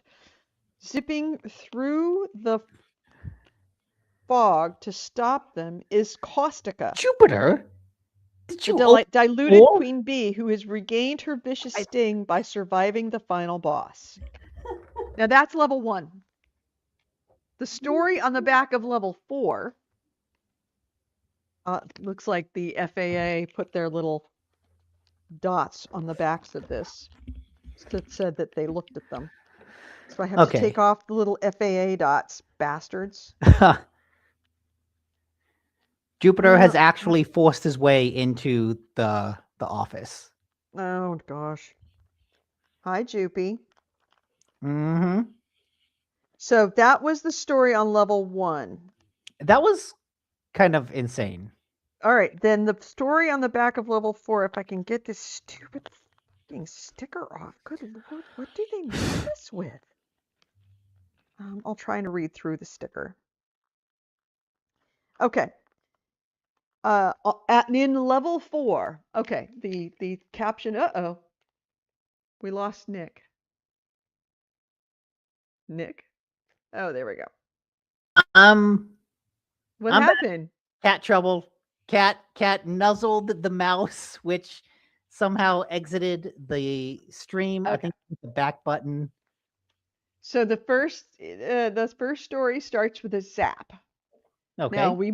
I don't have the story for level 2 or level 3, but the story in level 4 is in level 4, Hank and Quinny fall through the rot mouth hole of the torture orchard and land in the Temple of Flames, where the world's sourest oranges burn eternal. Awaiting them is Magmara, the vicious cassowary, her hunger for dominion reborn as a devotion to the final boss. What the fuck is this? Don't know. But no artificial colors or flavors. An evil cassowary. Evil cassowary. There you go. There's Okay. your evil cassowary right there. Okay, he does look pretty evil. Yep. And we have until June 3rd of 2028 to eat these. Okay, I think we can do that. Yeah. Oh God, I don't even like holding these things. So when you come back, I will stop by and bring you some. Okay. I look forward to it. I excited. don't. I I am am excited. not. I am not. But you can purchase all 4 levels at FAO Schwartz. Ooh, can I get them online? I'm sure. Oh, maybe I should get 2 and 3. Do you want to get 2? No. Go nuts if you do want to get 2 and 3. And then we can just do a switch. Okay, I'll have to check on that. I'm petting a cat Okay. All right. right now. Well, I got to go because I got to go to the bathroom and then I got to eat. And Oh, I trash. will talk to you all later. AC Wraith, it was really awesome to have you here. Whatever Yes, else, there's always 2 other. awesome. Yeah. Let's see. AC Wraith says the story of the final boss still less complicated than Kingdom Hearts. Yeah. And that Coco is a good movie starring a wannabe guitarist. I approve. Okay. Good to know. Oh, movies. Coco is good. I saw, what was the movie about the beekeeping movie? The Beekeeper? Rivals Oh, of Rivals of Amaziah, Amaziah. Amaziah King. Rivals of Amaziah King. Really good. I really liked it. Really Okay. liked it. It's I a little I long. The music is fantastic. It's a wee bit long, but I'm okay with it being long. I feel like somebody wanted to cut it and someone's like, no, don't. I Don't went to do it. see a movie called The Wrong Girls, which is a stoner Yes. comedy Stoner comedy with with Kristen Kristen Stewart. Stewart. Hmm. Um, I was like, I was late to the movie, and so I was like, okay, I'm coming in. It's probably already started, but it's like 2 minutes. It's probably started 2 minutes. So I went in the theater, sat down, and I'm watching this Asian girl go around to people talking about honey. And it's like, oh, I'm looking for these people who sold some honey, looking for some people who sold some honey. And I was like, okay, there's apparently some crime thing going on. Okay, this must be the prologue. This must be like they're looking for honey and somehow the girls get wrapped up in it. And it goes on. She's talking about honey. And I'm sitting there going, this doesn't feel like a stoner comedy. You're in the wrong theater. And so I was like, okay, wait. I went into theater 4. Yeah. Look at my phone. Theater 3. Okay, let's get out, go down, sit down, and immediately Kristen Stewart and Ali Shackwith are sitting there smoking. And I'm like, okay, I'm in the right place. Yeah, if I'm you're in the going right from a place. girl going around talking about selling honey, so stolen honey, then you were in the middle of the Rivals of Yes. Amaziah And King. so after the movies, I was on my phone scrolling through all the movies at AMC going, okay, what was the movie I walked into? What was it? And I realized it must have been that one because it mentioned bees and honey. Mm-hmm. Yeah. I can't remember his name. McConaughey. Yeah, Matthew Matthew McConaughey. McConaughey. Yeah. He's in the first half of the movie, and he's very good. Okay. If you have issues with bees and bugs that make you twitch, don't see it because there's a lot of bees. There's a Okay. lot of bees in that movie. And it also points out that people are kind of stupid around bees. Unnecessarily so. Like we keep waving to get them out of the way, and all that's gonna Yeah, do or, is just anger them. bees, run! Hmm. And, Matthew McConaughey's like, yeah, people are making things worse. He's Mr. Even keel in this movie. But the music is fantastic. In fact, it has some extended kind of musical interludes that probably Okay. I could like have been those. cut, but I'm glad they were left in. Yeah, you gotta It set the just mood. it adds flavor to it, and you will walk out of that movie not hungry for honey. Okay. You will walk out of that movie hungry for potluck. You're going to Okay. walk out of that movie hungry for gravy It's and biscuits and collard greens and macaroni and cheese and brisket. Brisket. Issy Wraith linked to the Wicker Man scene, not the Nah, bees. not the bees. Yeah, if you have issues with bees, yeah, that movie's gonna make your skin crawl. But it's not a horror movie at all. It's not. It's an independent Black Bear film. It's not a horror movie at all. But if you do have issues with bees, you might it might make you squirm a bit. But it's a good, really good movie. Really good movie. Good. Oh, that reminds me, I have to put that on my Letterboxd that I saw it. I All should make right, one of those. speaking of movies, I'm probably gonna go see another movie tonight. So I probably have Do you know what somebody you're at home seeing? wondering. I have no idea. I just let him pick No. movies End of at this Oak point. Street is really good. I It's good. I can't see it. Why?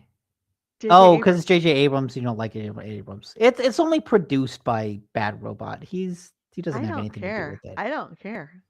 He can suck my cock. For what he did to me and my family, he can Then suck my cock all day, all night, in every orifice.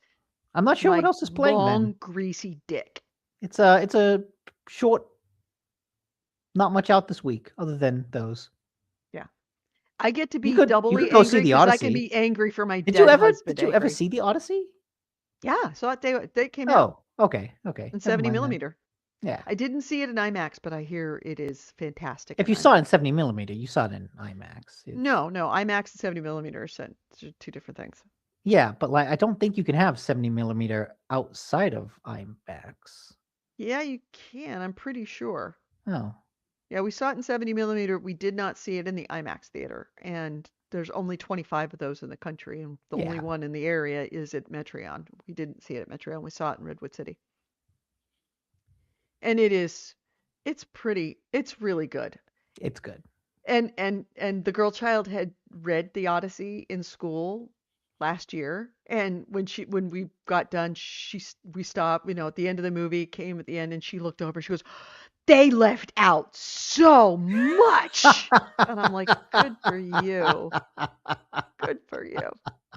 She was finished, like, "I can't believe how ripped off we were. They left out so much of the story." And I'm like, "Well, would you really have wanted to see the movie with all of it put in? Because it was already a 3.5 hour movie. Would you want to see it all day long to get the whole story?" She was like, "Yeah, good point. It's not like it didn't move quickly, kid. Mhm. It moves at a pretty good clip." Classic book was better. The book was better. The book was better. Good for you. I love the fact that you could go look at see the Odyssey and go, "Meh, the book was better." It says, really, so many people younger than me missed Greek mythology. I'm happy it's back. Yeah, it's definitely back. It's certainly back in Silicon Valley in the Bay Area, where every kid is expected to go to Princeton. So, yeah, and I think she wasn't in AP English, but she was in advanced English, and they made her read that in advanced English. He says some of the reactors he watched Sandman and thought Morpheus was a Matrix reference. Yeah. That hurt. Yeah, that does hurt. What a shame. Well, the nice thing is you get to walk out of situations like that feeling extremely superior. You get to be that person that goes, "But actually." And also, you know what? That says the Matrix has a solid foothold, has like a foundational piece of media for people like pop culture entertainment. And that's awesome. That was Kevin's and my first date. That's Was seeing good. The Matrix. It's a good movie to go on a date for. The Parkway Theater in Oakland, which was legendary because it was the first of the cafe theaters, where you can get food. And it was an old, like old decrepit theater that they just ripped out all the seats and put in couches. So it was just couches and tables, and they had pizza, and whoever started that place obviously had worked at Blondie's Pizza, which is the best pizza. They worked at Blondie's Pizza, and Kevin was his first job for many, many, many years was pizza guy. So he knew pizza, and the first time he tasted, he goes, "That's Blondie's recipe. That is Blondie's pizza. Somebody here knows Blondie's secret recipe and is making Blondie's pizza back there, and it's delicious." He loved the Parkway Theater pizza. And it was an absolute grindhouse. Stinky, smelly, creaky. It was a double feature. I think it was a double feature. Yeah, I think it was a double feature What would it because be a in double between the feature two with? movies, Kevin and I let ourselves out on the out the fire escape. There was actually a door to a fire escape, not alarmed. We went out there and smoked a cigarette and came back in for the second episode. Ah, 1999 was so different. It really was. It was 99. Good times. All right, everybody, we will talk to you later. Bye. Bye. See you in 2 weeks. Yes.